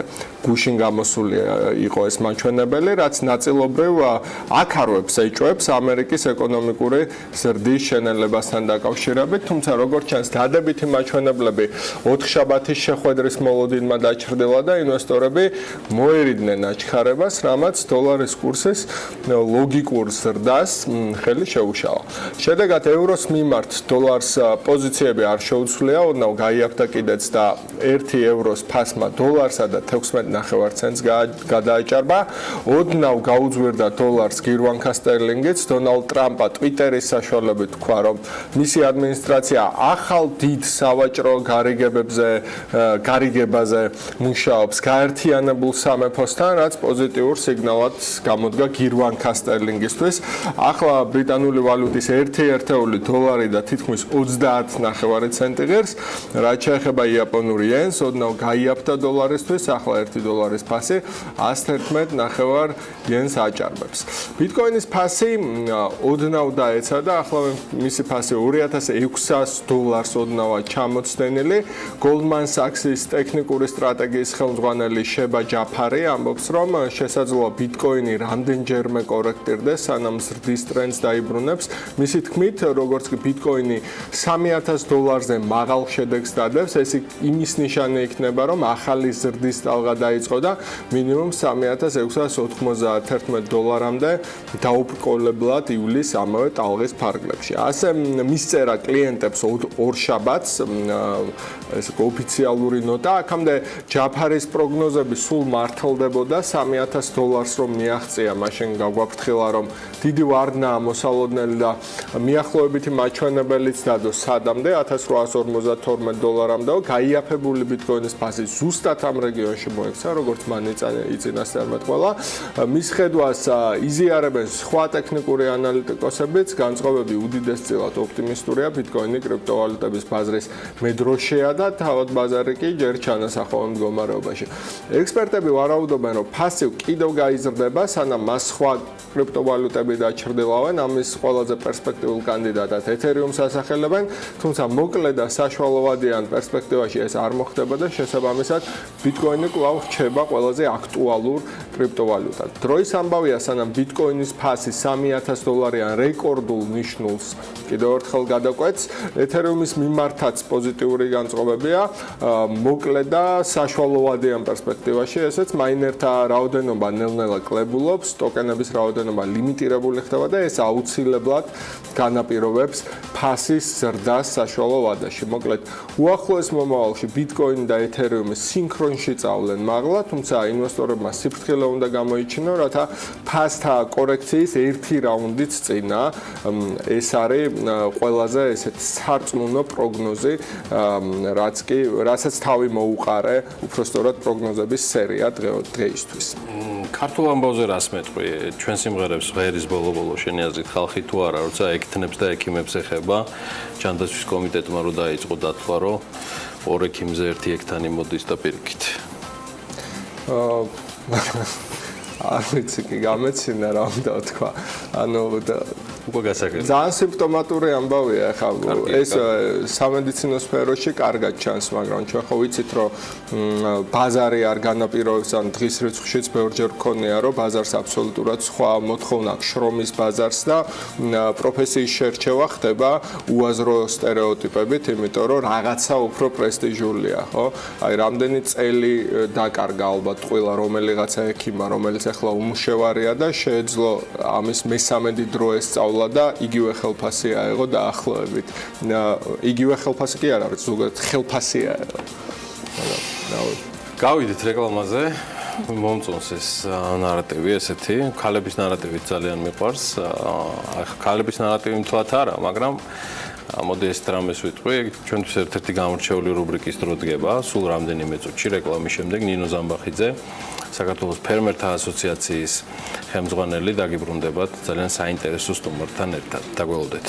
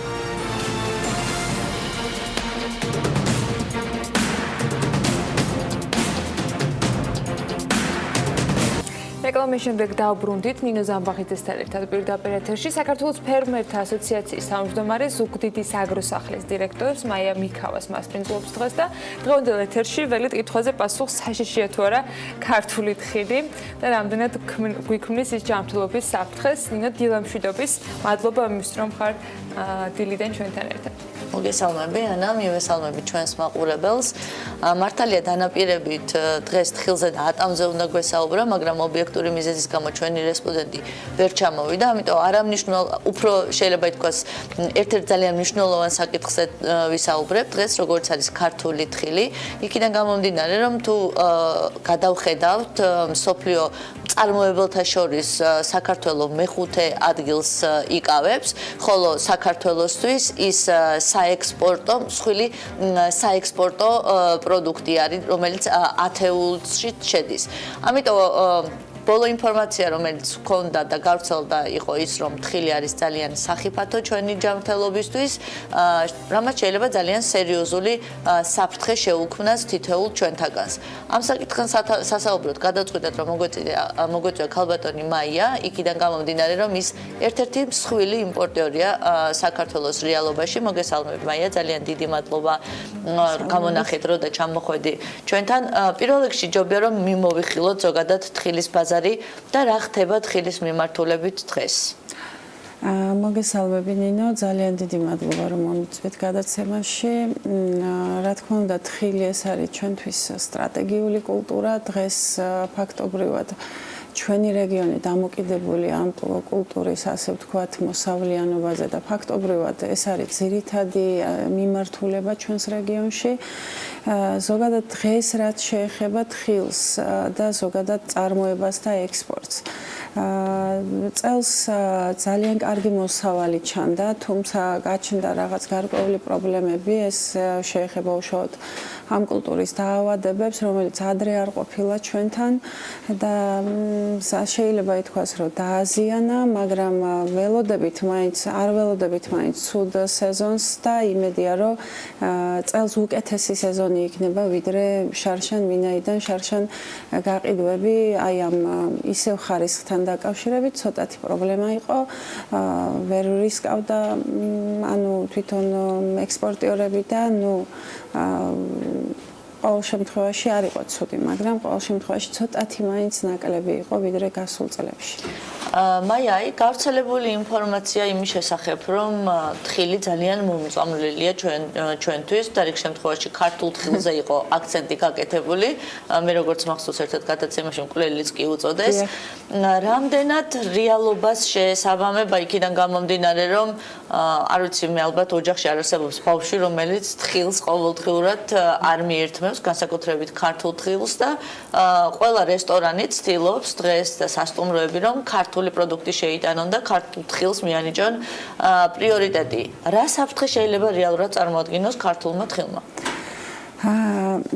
სიუჟეტს რაც შეეხება სამწუხაროდ, რაც გავიდა და დაერქვა ქართულ თხილს მკვლელი, ეს ძალიან სამწუხარო ფაქტია და მინდა გითხრათ, რომ ჯერ არ ყოფილა ისეთი შემთხვევა, რომ თხილს მოიკლას ადამიანი და განსაკუთრებით ქართულს. ვინაიდან თხილი ეს არის ძალიან მნიშვნელოვანი პროდუქტი მსოფლიოში, რომელიც ანაცვლებს ბევრ სხვადასხვა კვების პროდუქტებს დღევანდელ, ასე ვთქვათ, კვების ინდუსტრიაში და მისი მოთხოვნა ყოველწლიურად იზრდება. გამომდინარე იქიდან, რომ ზოგადად თხილის გადამუშავება და ექსპორტი და ბაზარში შესვლა კონტროლდება სურსათის უღნებლობის დეპარტამენტიდან, ეს ადგილობრივად საქართველოში და ასევე ევროკავშირის სურსათის უღნებლობის სამსახურებიდან. ფაქტობრივად თხილის, ასე ვთქვათ, გაფუჭებული თხილის მოხვედრა კვების ბაზარზე, ანუ უშუალოდ მარკეტში ან სადაც შეიძლება რომ ადამიანმა შეიძინოს და მიირთვას, ეს არის ფაქტობრივად დღეის პირობებით ნულამდე დაყვანილი, მაგრამ რაც შეეხება იმ ფაქტს და იმ თემას, რომ თითქოს და ქართულ თხილში აღმოჩნდა რაღაც ისეთი დაავადება და ისეთი მიკროორგანიზმები, რომელმაც შეიძლება გამოიწვიოს, ასე ვთქვათ, სიკვდილი, ეს არ შეესაბამება სიმართლეს, ვინაიდან აფლატოქსინები, როგორც წესი, ეს არ არის სიახლე თხილში და ნებისმიერ არა მარტო ქართულ თხილში, ანუ ყველა თხილში არსებობს. რა თქმა უნდა, ანუ არა მარტო თხილში არსებობს, ეს მიკროორგანიზმები შეიძლება ეს მოხდეს ასევე ხორცის პროდუქტებში, რძის პროდუქტებში და ასე შემდეგ. უბრალოდ საქმე იმაშია, რომ ფაქტობრივად აი ასეთ თხილს არ აქვს შანსი რომ მოხდეს ადამიანებთან, ვინაიდან მთლიანად ექსპორტიდან საბოლოო დანიშნულების წერტილამდე მიყვება სურსათის უვნებლობა და ამას აკონტროლებს, რომ არ მოხდეს ესეთი პროდუქტი. მაგრამ ქართულ თხილში კიდევ ვიმეორებ, აფლატოქსინი ბევრად ნაკლებია, ვიდრე დაუშვათ სხვა ქვეყნების მაჩვენებელს თუ გადავხედავთ და თუნდაც აფლატოქსინების არსებობა შეიძლება მივიღოთ არა ისე როგორც რაღაც დაავადების ეპიდემია, რომელიც შეიძლება იყოს საკარანტინო და ამიტომ დაიბლოკოს დაუშვათ ევროპაში თუ სხვა ბაზარზე, ეს არის, რა ვიცი, აბსურდი, ვინაიდან აფლატოქსინების არსებობა თხილში ეს არის ჩვეულებრივი მოვლენა, მაგრამ რა თქმა უნდა ეს არის მიზერი იმასთან ექსპორტთან შედარებით და კიდევ ერთხელ ვიმეორებ, რომ ეს არა მარტო ქართულ თხილში, არამედ ბევრად უფრო მაღალი მაჩვენებელია თურქულში, იტალიურში, აზერბაიჯანულში და ასე შემდეგ. აი, ჩვენ აღვნიშნეთ, რომ მსხვილმწარმოებლებს შორის მსოფლიოში საქართველოს მეხუთე ადგილს იკავებს. მსხვილი მწარმოებელი არის მაინც რომ მაყურებელს შევახსენოთ, ეს გახლავთ იტალია, ამერიკის შეერთებული შტატები, აზერბაიჯანი, თურქეთი და საქართველოს. ჩვენ ფაქტიურად კონკურენციას აზერბაიჯანს უწევთ ხოლმე, იმიტომ რომ იყო წლები, როდესაც მესამე ადგილზე ვიყავით ექსპორტის კუთხით.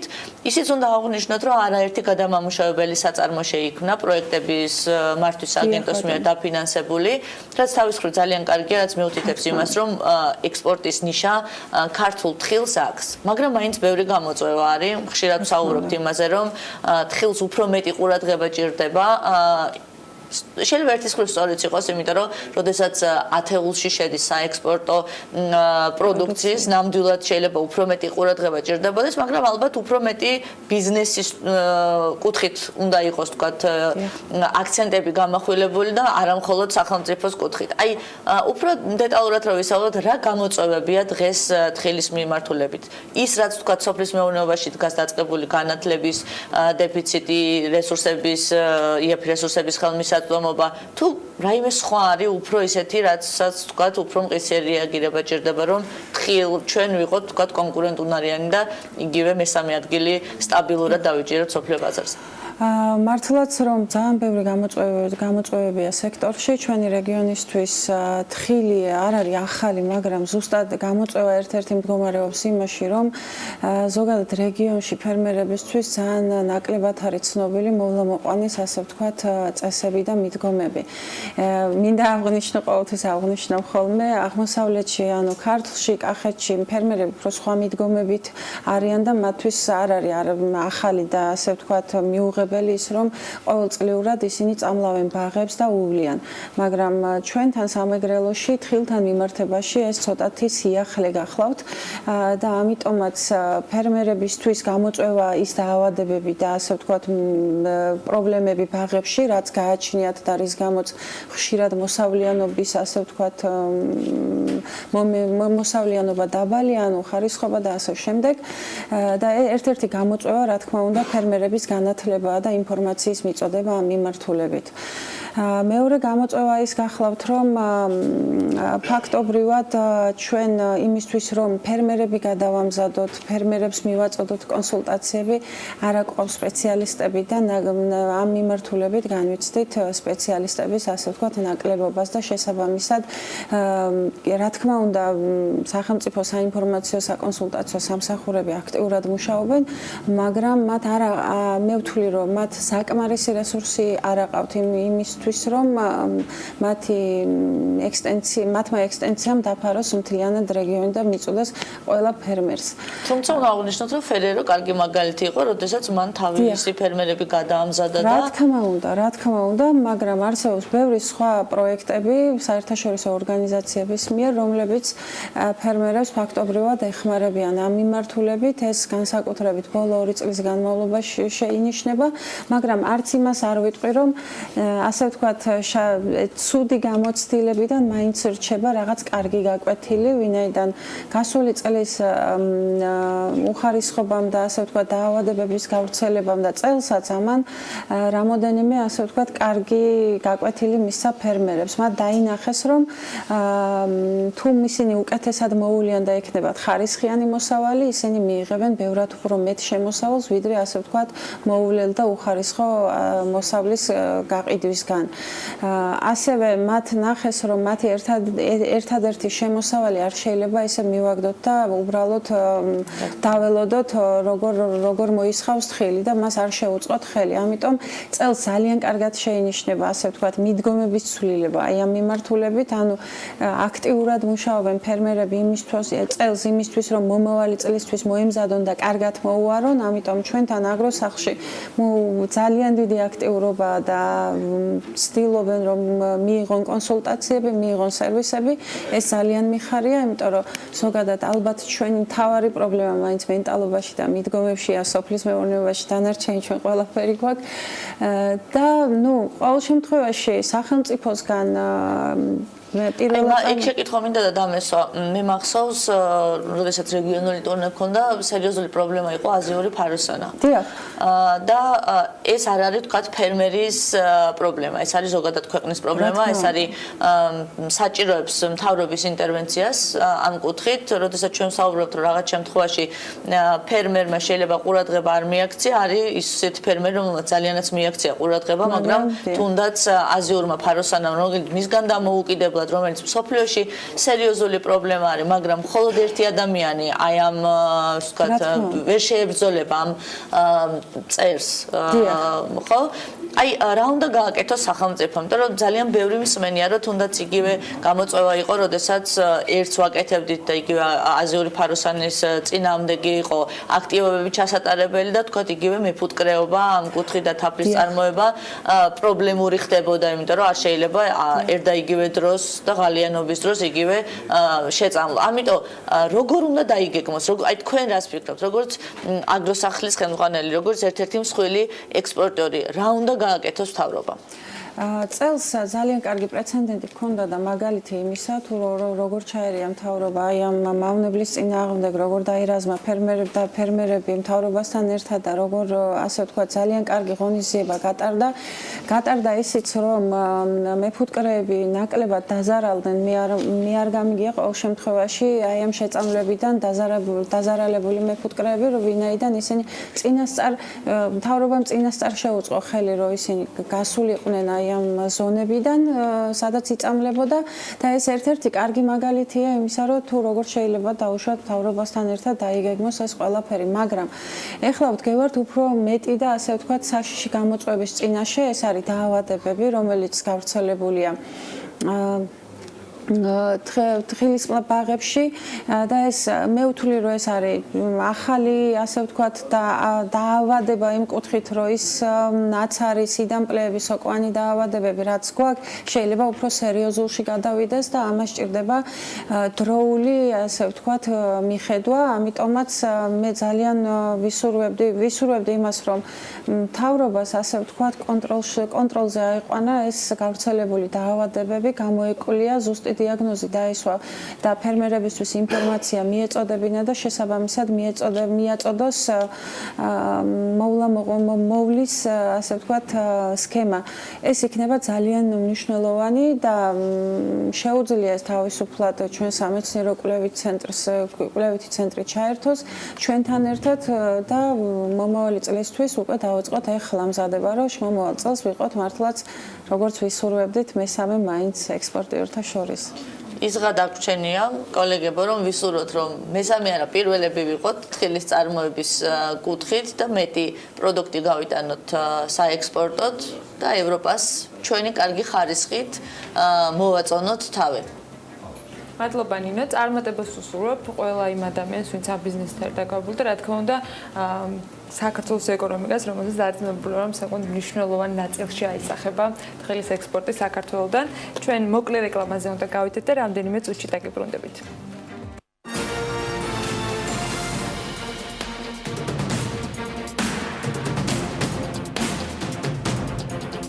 ისევ პირდაპირ ეთერში ვარ და რამდენიმე დღის წინ BBC-ზე წაკითხულ და ნანახეთ news გაგიზიარებ. ჯიბუტის ნაკრებით ცუდი შედეგების გამო ფეხბურთის ფედერაციამ გააუქმა.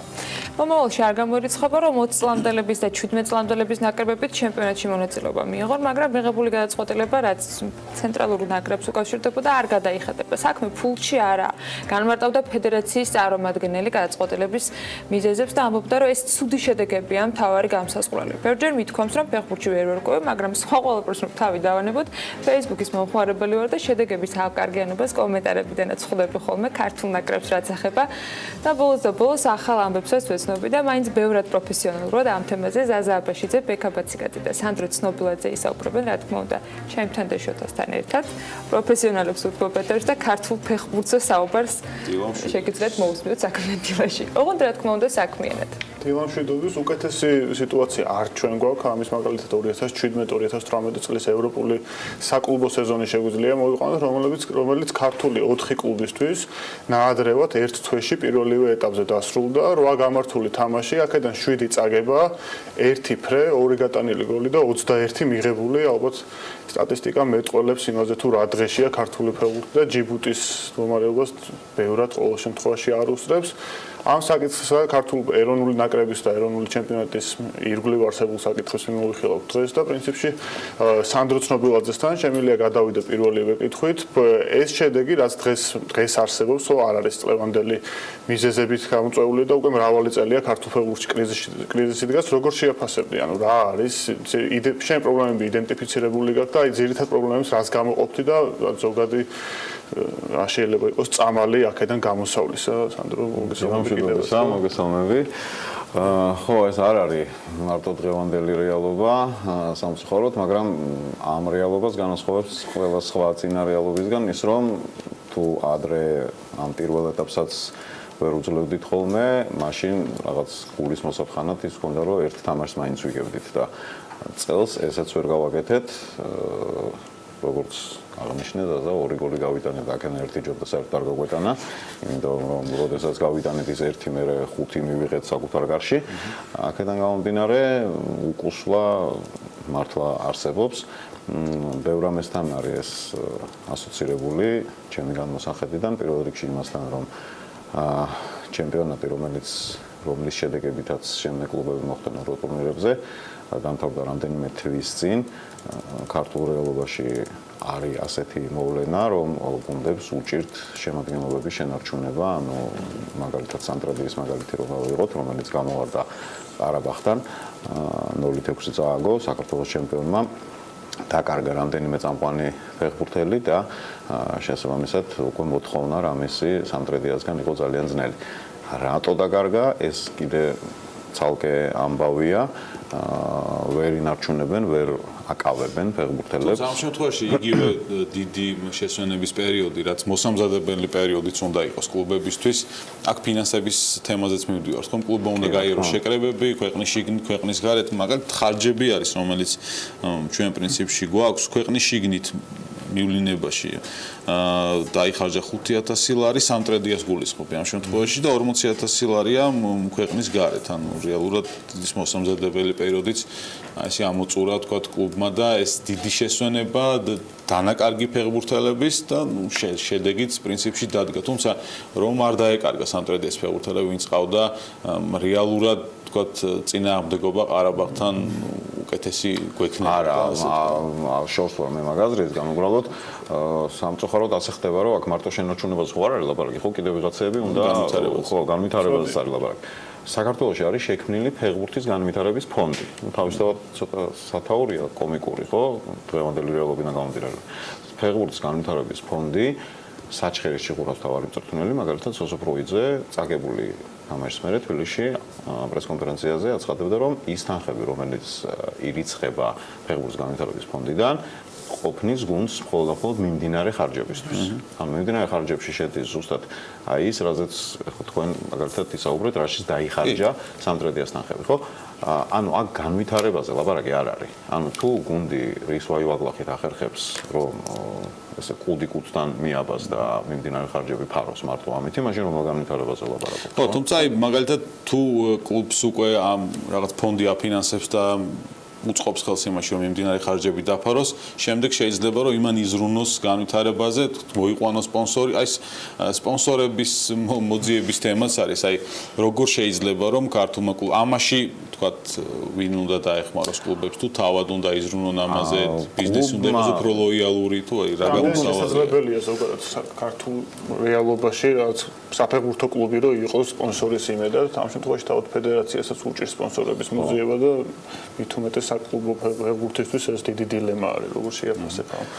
იცი რა, რეალობას არ უნდა მოუწყდეთ, ხო, ახლა როცა ფეხბურთის ფედერაციას გაცილებით უფრო მეტი საშუალება აქვს იქიდან გამომდინარე, რომ ფეხბურთის ფედერაცია არის და მისი დაქვემდებარებაში ყოფილი გუნდები ან ნაკრებების გულისხმობ ატარებენ ათეულობით საერთაშორისო თამაშს, ხო, მაგალითად ეროვნული ნაკრები ატარებს სეზონში ამხანაგურების ჩათვლით და ასე შემდეგ მინიმუმ 10-ზე მეტ თამაშს, ხო?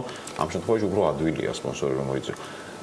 და ამ რეალობაში ფეხბურთის ფედერაციას ტექნიკურ სპონსორებს არ უგულისხმობ ამ შემთხვევაში ტექნიკური სპონსორი კიდე სხვა რამეა ვითი ვიყავს სპონსორად ხო ერთი მარტო ახლა როგორ უნდა მოიძიოს კლუბმა ხო აი ფოთის კოლხეთმა რომლის თამაშსაც მე მაგალითად ბოლოს უყურე დინამოსთან საქართველოში აი როგორ უნდა მოიძიოს მართლა ვერ ხვდები ანუ არარეალური მიზანი არ უნდა დაუსახოთ ამ ადამიანებს რა და იმისთვის რომ ოდნავ მაინც შეუმსუბუქდეთ მათ მდგომარეობა, ხო?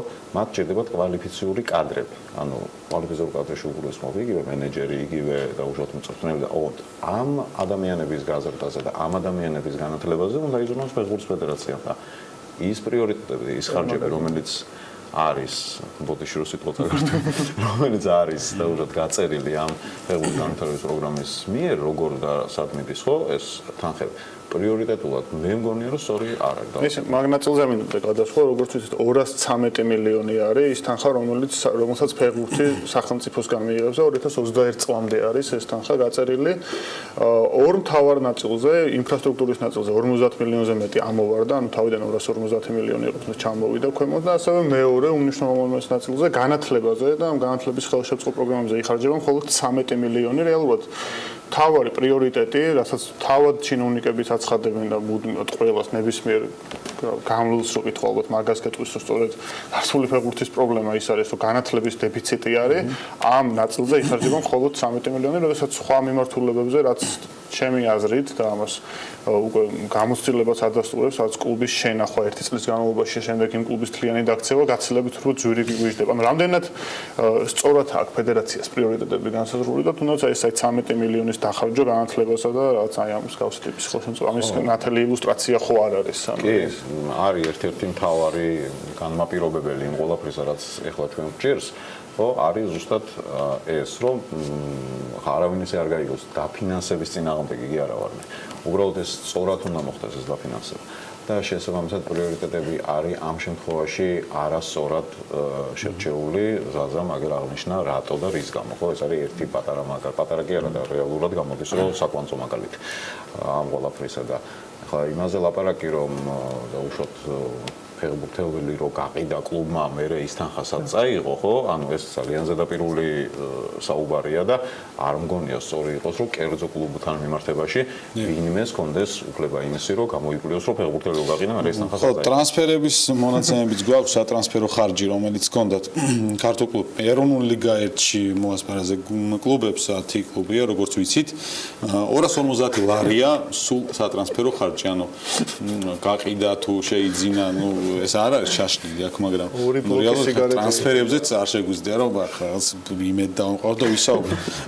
ბავშვთა ფეხბურთზე იყო ხომ საუბარი, როცა საუბრობდნენ რომ ფეხბურთი როგორ უნდა განმოვიდოთ, ბავშვთა ფეხბურთს უნდა მივაქციოთ ყურადღება, იქ რაღაც ინფრასტრუქტურა გასაგებია, თან იმ 213 მილიონიდან ამოღებული ეს ინფრასტრუქტურა. ჩემპიონატები ბიჭები არიან. ხო, ანუ ბავშვთა ფეხბურთზე რა 19 წლამდე ევროპის ჩემპიონატს უყურეთ ყველა მე მგონი და არიან ბავშვები, ვინც თამაშობს ფეხბურთს. ხო, იქ თქო რა იყო ბოლო თამაშის პრობლემა, თქვა, იქ ფიზიკური მომზადება იყო თუ ასე შემდეგ, გასაგებია, მაგრამ ასე თუ ისე ხო ბავშვები საქართველოში ახლაც არიან და თქო ადრეც იყვნენ, ვინც რეალურად პოტენციალი ჰქონდა რომ პრო დიდი ფეხბურთი ეთამაშა.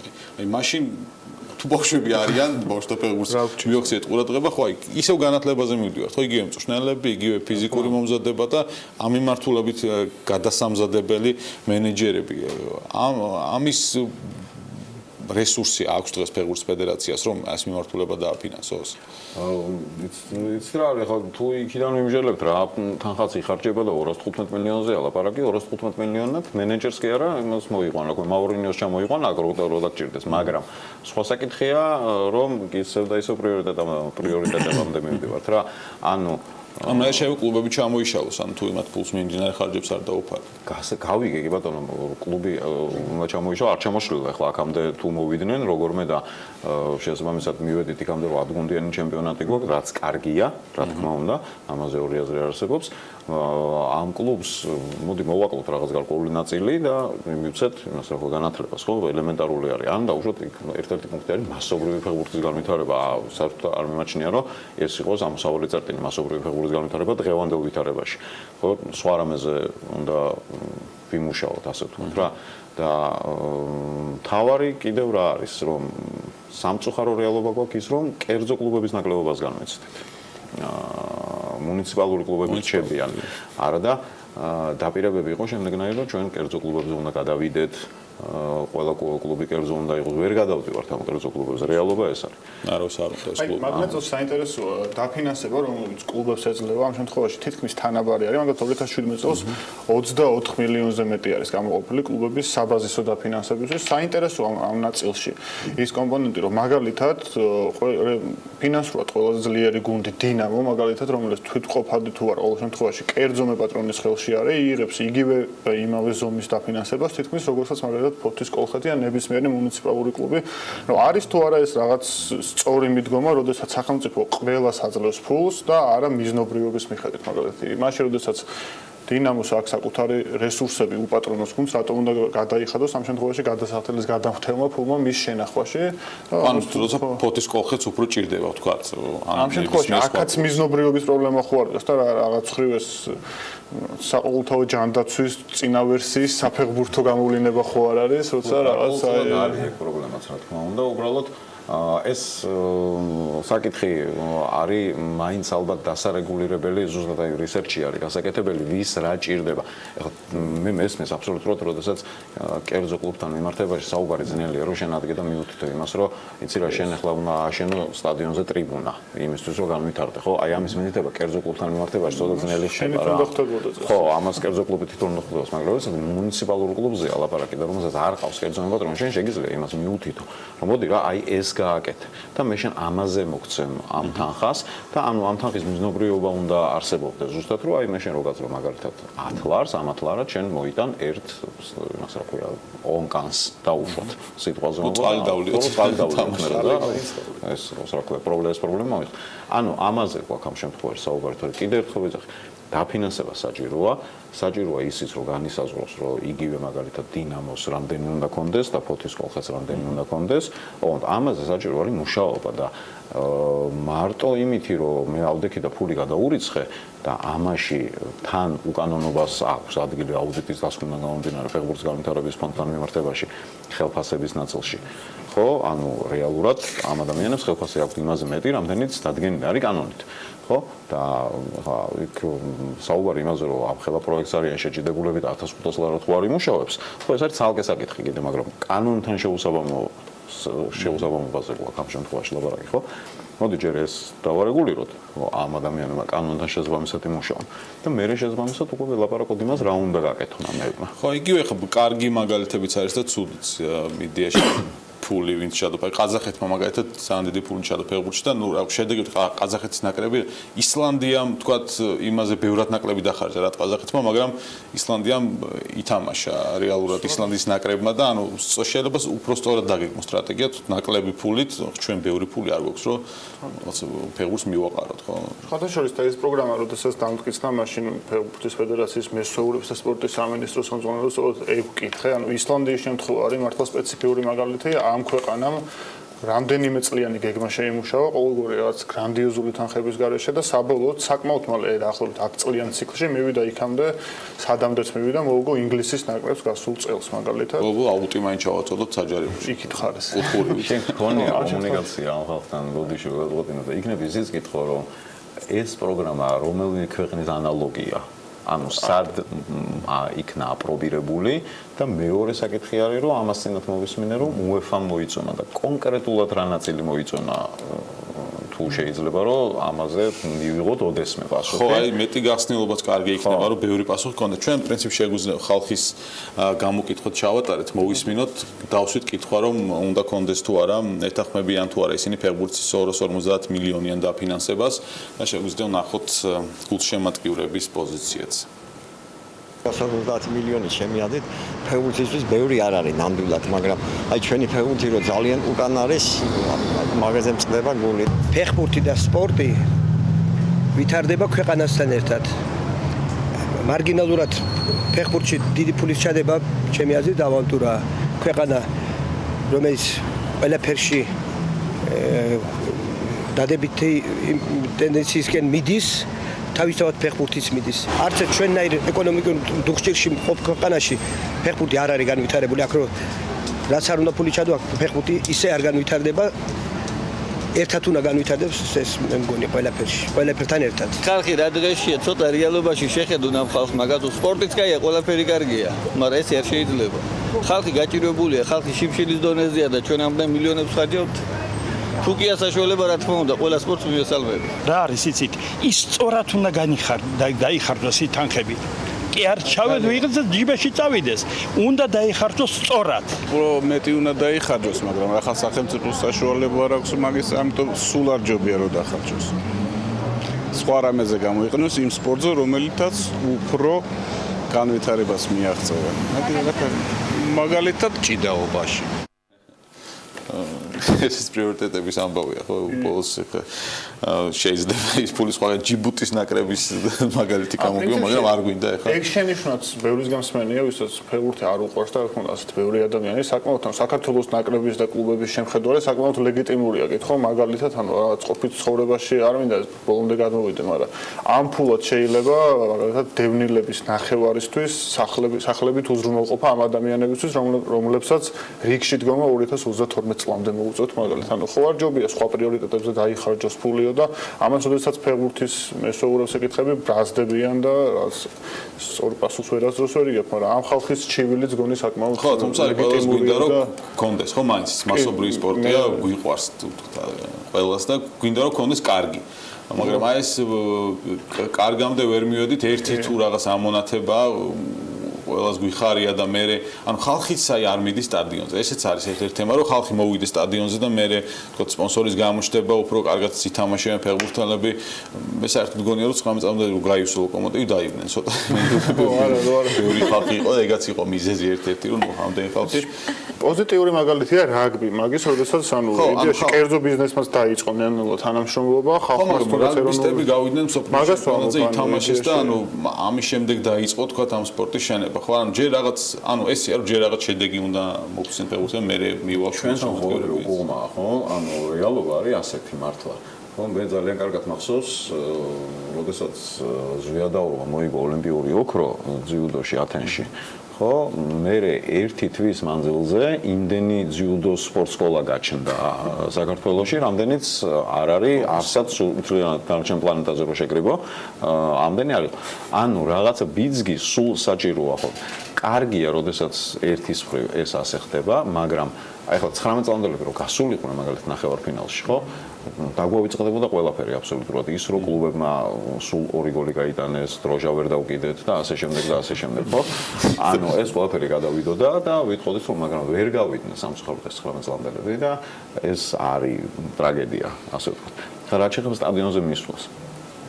ფეხბურთი დღეს არის ყველასთვის ხელმისაწვდომი. ნებისმიერ ქვეყნის, ნებისმიერ თამაშს, კიდე ეს ხო ცენტრალური, კიდე ეს ხო არაცენტრალური, უყურებს ადამიანი ყოველნაირი შეზღუდვის გარეშე. ანუ მე რო სტადიონზე მივდივარ, მე კიდე რაღაცა მინდა. ნუ იმას თავი გავანებოთ, რომ იმ სანახაობას იქ ვერ ვნახულობ, რასაც გავუშვათ, ვნახულობ ინგლისის ჩემპიონატში, ესპანეთში და ამაზე საერთოდ აღარ ვქნა.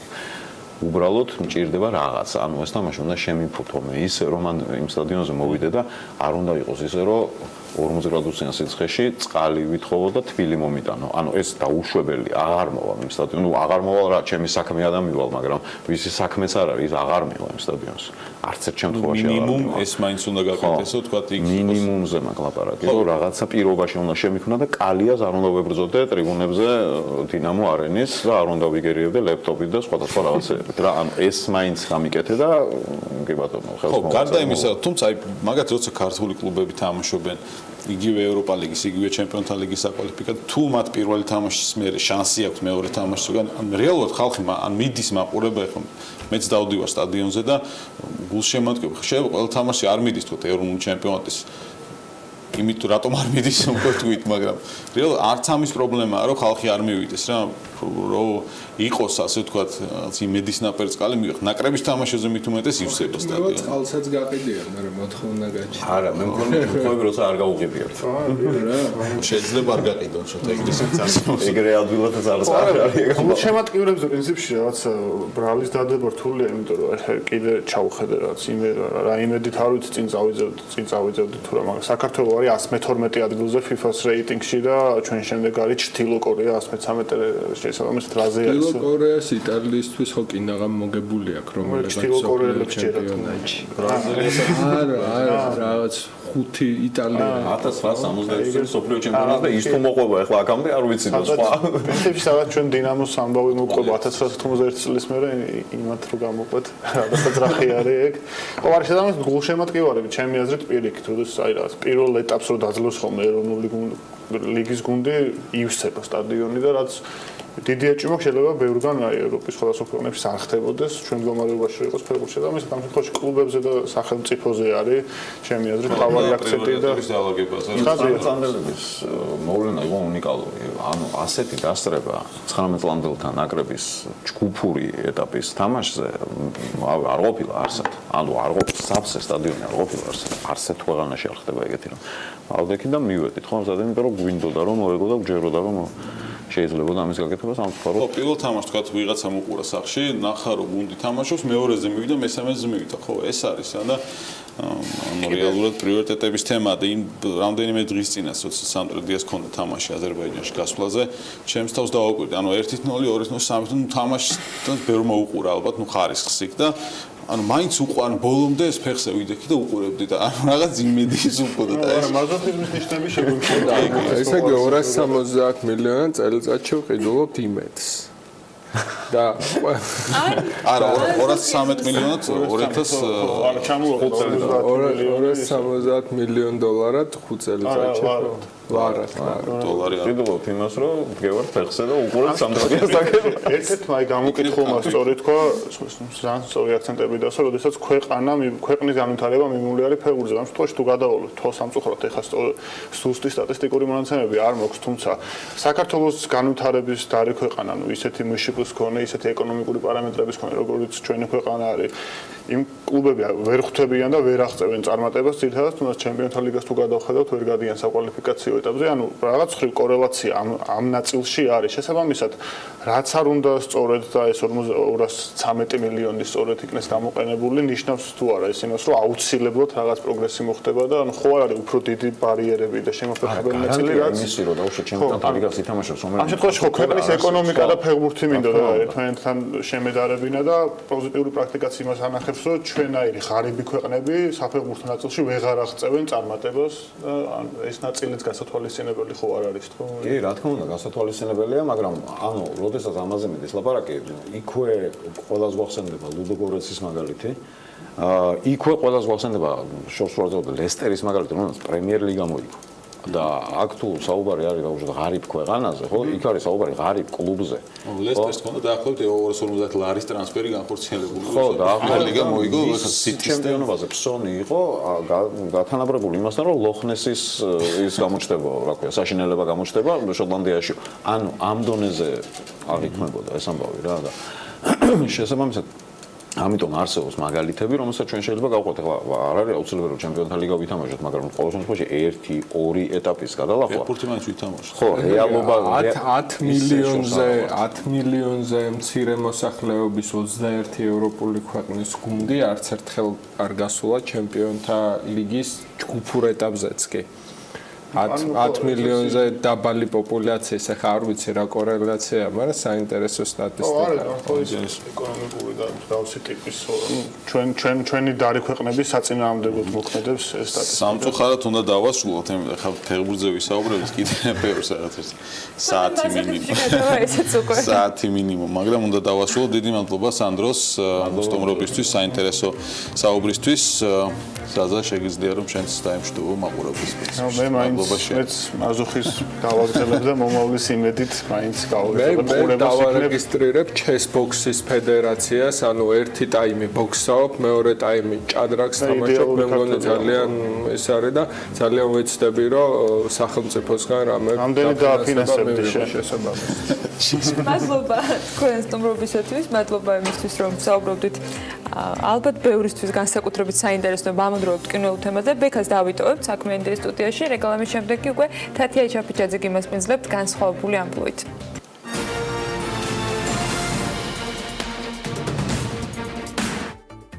1908 წლის 26 ივლისს ამერიკის შეერთებული შტატების იუსტიციის მინისტრი ჩარლზ ბონაპარტი უსახელო უწყებას ქმნის, რომლის სპეცაგენტების კანონთა ფედერალური დარღვევები უნდა გამოეძიათ.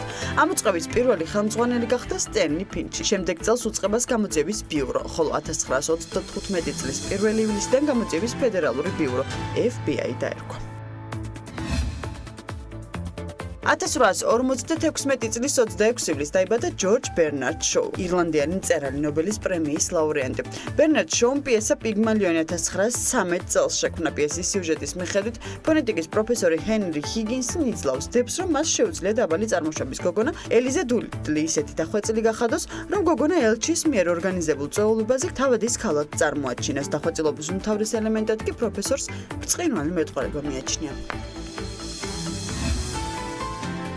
2015 წლის 26 ივლისს თბილისში ევროპის ზაფხულის ახალგაზრდული ოლიმპიური ფესტივალი გაიხსნა. 2010 წლის 27 ნოემბერს ბელგიაში ევროპის ოლიმპიური კომიტეტის რიგით 39 გენერალური ასამბლეა გაიმართა. ასამბლეის მიზანი იყო 2015 წლის ევროპის ზაფხულის ახალგაზრდული ოლიმპიური ფესტივალის ჩატარების ადგილის გარღვევა. არჩევანი გაკეთდა ჩეხეთსა და თბილისს შორის. ფარული კენჭისყრის შედეგად 26 ხმით 21-ის წინააღმდეგ თბილისმა 2015 წლის ზაფხულის რიგით 13 ახალგაზრდული ოლიმპიური ფესტივალის ჩატარების უფლება მოიპოვა.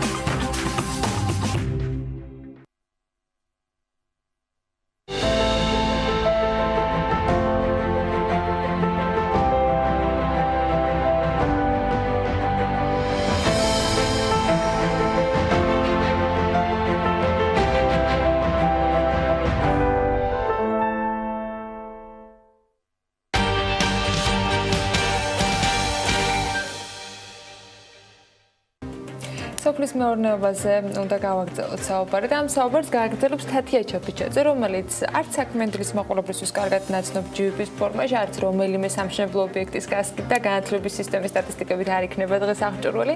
განსხვავებული ამპლუით წარდგება თქვენს წინაშე კომპანიების ნაწილი საექსპორტო ბაზარზე არსებულ პრობლემებზე კიდევ ერთხელ საუბრობს. ბიზნესის წარმომადგენლები აცხადებენ, რომ სახელმწიფო ორგანოების მხრიდან სხვადასხვა ტიპის ბარიერები ამ დრომდე ვერადავერ გადაილახა.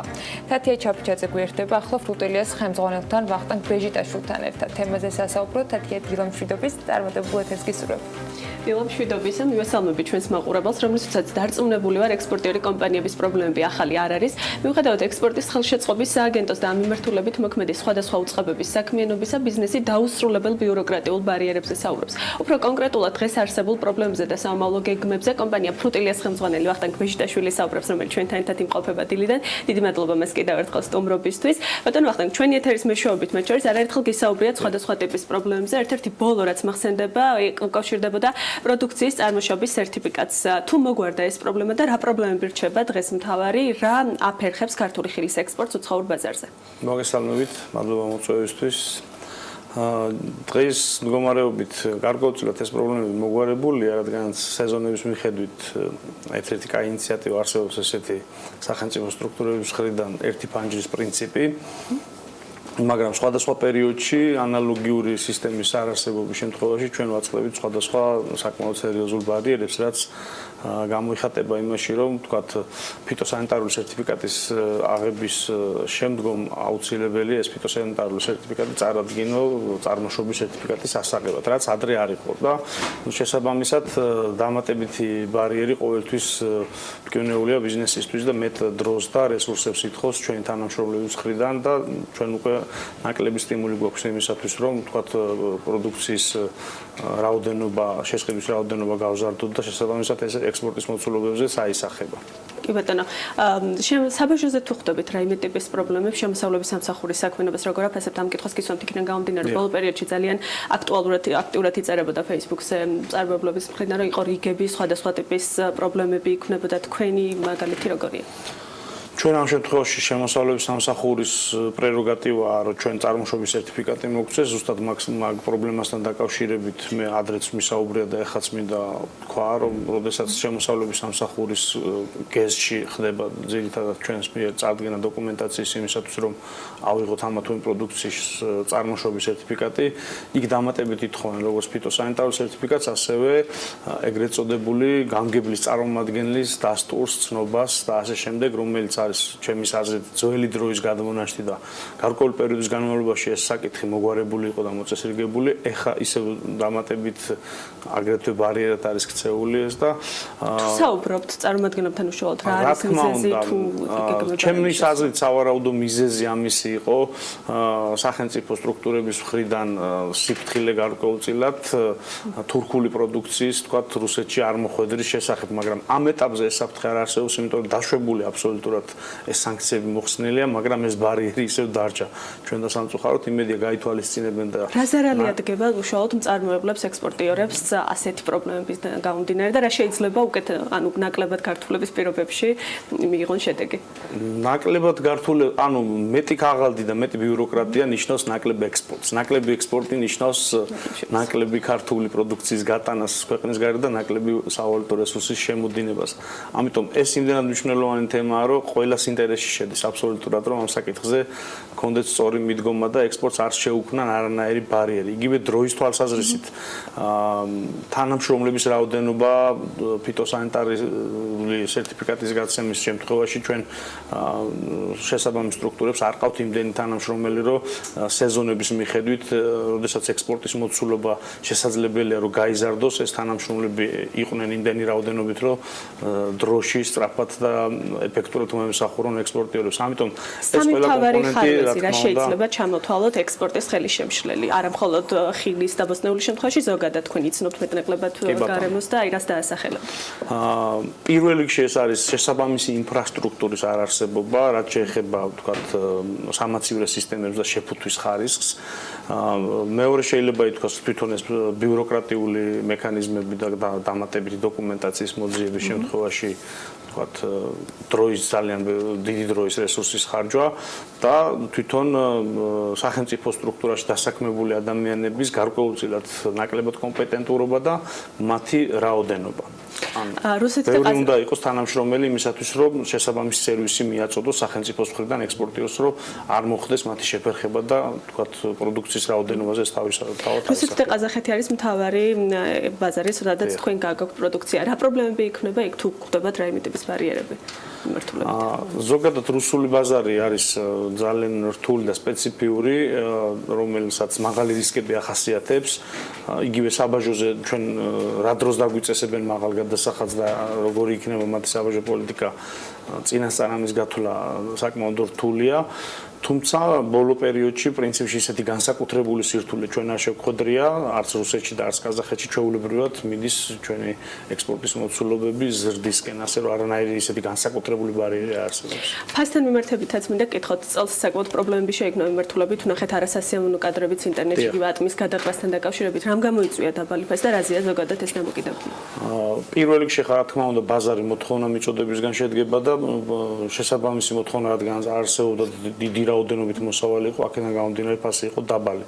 თავისთავად მოთხოვნის არარსებობაც კიდე რამოდენიმე კომპონენტზეა დამოკიდებული, ეს როგორც საერთაშორისო ბაზარზე არსებული მოთხოვნას შეეხება, ისე ადგილობრივ ბაზარზე და პრინციპში შესაბამისი ინფრასტრუქტურის არარსებობა არის უმთავრესი, იმიტომ რომ როდესაც ჭარბმომსავლიანობა არის და ეს ყველა ქვეყნის პრობლემა, მარტო საქართველოში არ არსებობს, ასეთ შემთხვევაში ქვეყნები მიმართავენ და ზოგადად ფერმერებიც, ექსპორტიორებიც და ამ საქმეში დასაქმებულებიც თუ არსებობს ესეთი ინფრასტრუქტურა, როდესაც პროდუქცია ბევრია და იაფია, ყიდულობენ ამ პროდუქციას, ასაწყობლებენ შესაბამის სამაცივრო პირობებში, შესაძლებელია თანამედროვე ტექნოლოგიურ საშუალებები იძლევა, თქვათ იმის საშუალებას, რომ ჩვენ ეს შევინახოთ 20 დღის განმავლობაში. და ეხა უკვე ფასი მომატებულია და შესაბამისად უკვე მაღალ ფასში როგორც შიდა ბაზარს ისე საერთაშორისო ბაზარს. ჭარბ მოსავლიანობა ახსენეთ. რამდენად ვაწარმოებთ სოფლის მეურნეობის პროდუქციას ისეთ, რომელიც დეფიციტურია მსოფლიო ბაზარზე და რომელზეც მოთხოვნა იზრდება? ხომ არ არის რაღაც ნიშური პროდუქციის წარმოებაზე გადავიდეთ, რაც უფრო მეტად გაგვიოლებს ექსპორტს?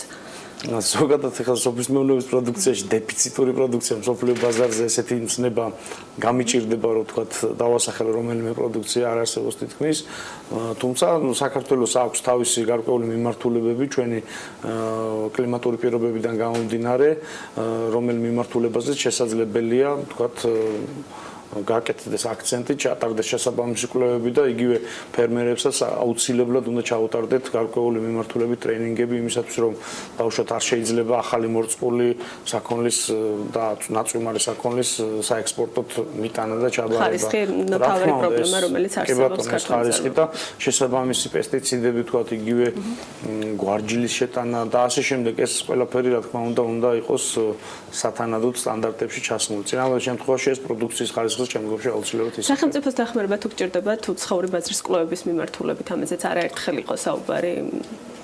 კი ბატონო, სახელმწიფოს დახმარება უცხოურ ბაზრებთან მიმართებაში არ არის საჭირო, ეს ცალსახად ხაზგასმით მინდა გითხრათ, რადგანაც ბიზნესმა თავად ყველაზე კარგად იცის, სად რომელ ქვეყანაში არის მოთხოვნა და ჩვენზე ეფექტურად ამ შემთხვევაში სახელმწიფო ვერ იმოქმედებს.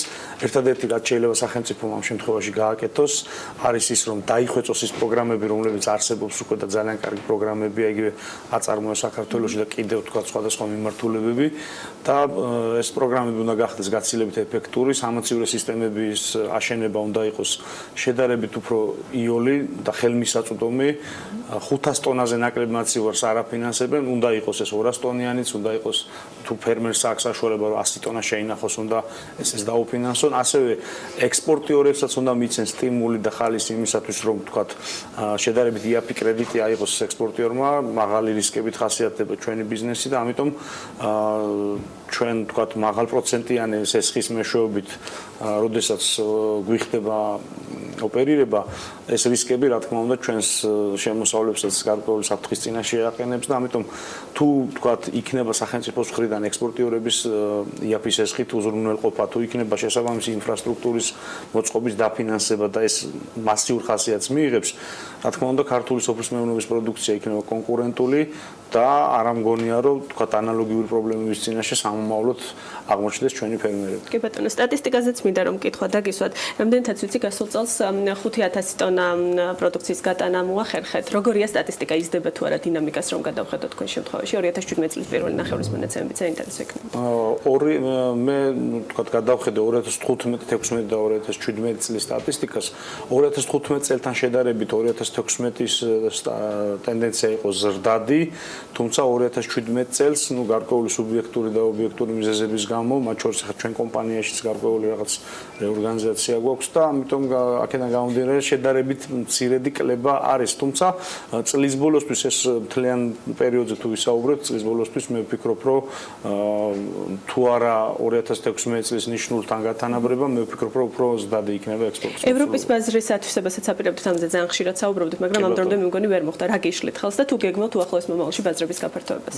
ერთ-ერთი მთავარი ხელშემშლელი ფაქტორი, რა თქმა უნდა, არის ის, რომ ახალია ევროპის ბაზარი ჩვენთვის, თუმცა საკანონმდებლო თვალსაზრისით არსებობს უკვე ყველა პირობა იმისთვის, რომ ჩვენ თავისუფლად შევიდეთ ევროპულ ბაზარზე, მაგრამ პროდუქციის ხარისხი, შესაბამის შეფუთვა და გამოცდილება ჭირდება ამ ყველაფერს და ის რესურსები, რაც თქვათ ევროპის ბაზარზე სხვა სპეციფიკაა, თქვათ პროდუქციის გატანის შემთხვევაში იქიდან თანხების მობილიზება გარკვეულ პერიოდს მოითხოვს, იქაური სტანდარტები ამას ითვალისწინებს, თუ რუსეთში ექსპორტირების შემთხვევაში თანხების ჩამორიცხვა ძალიან მალე ხდება და უფრო ეფექტურად იქ გარკვეული პერიოდებია და ამიტომ ამ ყველაფერს ესე უცბად ჩვენი კომპანიები ვერაითისებენ და გარკვეული დრო ჭირდება. მინდა რომ დაგესვათ უცხოელებზე მიწის გასხვისების აკრძალვასთან დაკავშირებით, თუ ასე გადაწყდა ეს საკითხი, როგორ ფიქრობთ, რა შედეგის მომტანი შეიძლება იყოს? ძალიან მოკლედ რომ გიპასუხოთ და უნდა დავასრულოთ. პირადად ეს როგორც ბიზნესის არა, პირადად ჩემი როგორც ბიზნესმენის არა, პირადად ჩემი როგორც თქვათ ერთ-ერთი მოქალაქის მიდგომა არის ისეთი, რომ რა თქმა უნდა მე არ ვარ მომხრე იმისკენ, რომ თქვათ უცხოელებმა იყიდონ საქართველოში მიწები. თუმცა უმნიშვნელოვანესია უცხოური ინვესტიციები ჩვენი ქვეყნის ეკონომიკაში, მაგრამ მე ვფიქრობ, რომ სახელმწიფოს მხრიდან სწორი მიდგომების შემთხვევაში თვითონ ჩვენი ქვეყნის მოქალაქეებსაც აქვთ იმის საშუალება, რომ არც ისე დიდმიწიანი ქვეყანა ვართ და ამ მცირემიწიან ქვეყანას არ შეიძლება რომ თქო გასაყიდი მიწა გააჩნდეს.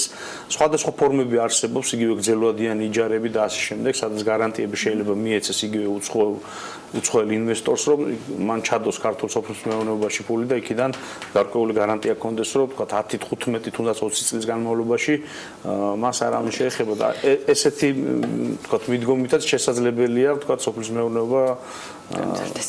კარგი, ძალიან დიდი მადლობა ბატონო ვახტანგ სტუმრობისთვის. წარმატებებს გისურვებთ ახალ სეზონზე დარწმუნებული ვარ, ბევრი ახალი და საინტერესო თემით შევხვდებით. ფრუტილიას ხელმძღვანელი ვახტანგ ბეჟიტაშვილი იყო ჩვენი გადაცემის სტუმარი. მადლობა თათიას და მის სტუმარს საინტერესო საუბრისათვის.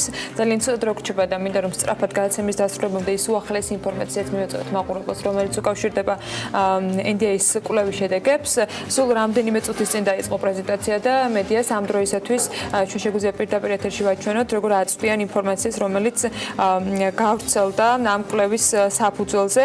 18 ივნისიდან 9 ივლისამდე შუალედში არის ეს კვლევა ჩატარებული და ჯამში 2261 ადამიანია გამოკითხული. კვლევის სტუმრობა კი პლუს-მინუს 2% შეადგენს და რამდენიმე მათგანს გაგაცნობთ, როგორი მიმართულებით ვითარდება საქართველო ამ კითხვაზე პასუხად 4% აღნიშნავს, რომ საქართველო ნამდვილად სწორი მიმართულებით ვითარდება, 27% გამოკითხულებიდან ძირითადად სწორ მიმართულებას ასახელებს არჩეულ პასუხად. საქართველოს საერთოდ არ იცვლება, ამასთან დაკავშირებით პოზიცია 35%-მა დააფიქსირა ამ ფორმით, 20% კი აღნიშნავს, რომ არასწორი მიმართულებით ვითარდება ძირითადად ქვეყანა და ნამდვილად არასწორი მიმართულებით ქვეყნის განვითარებასთან დაკავშირებით მოსაზრებები 11%-მა დააფიქსირა. ასევე კითხვა, რომელიც უკავშირდებოდა თვლით თუ არა თავს დასაქმებულად, შეგვიძლია ვნახოთ, რომ ტენდენციის მიხედვით, რომელიც 2017 წლისათვის ამ დროისათვის ფიქსირდება, მონაცემები ასე გამოიყურება, 38% აღნიშნავს, რომ თავს დასაქმებულად მიიჩნევს, ხოლო 62% ასე არ ფიქრობს.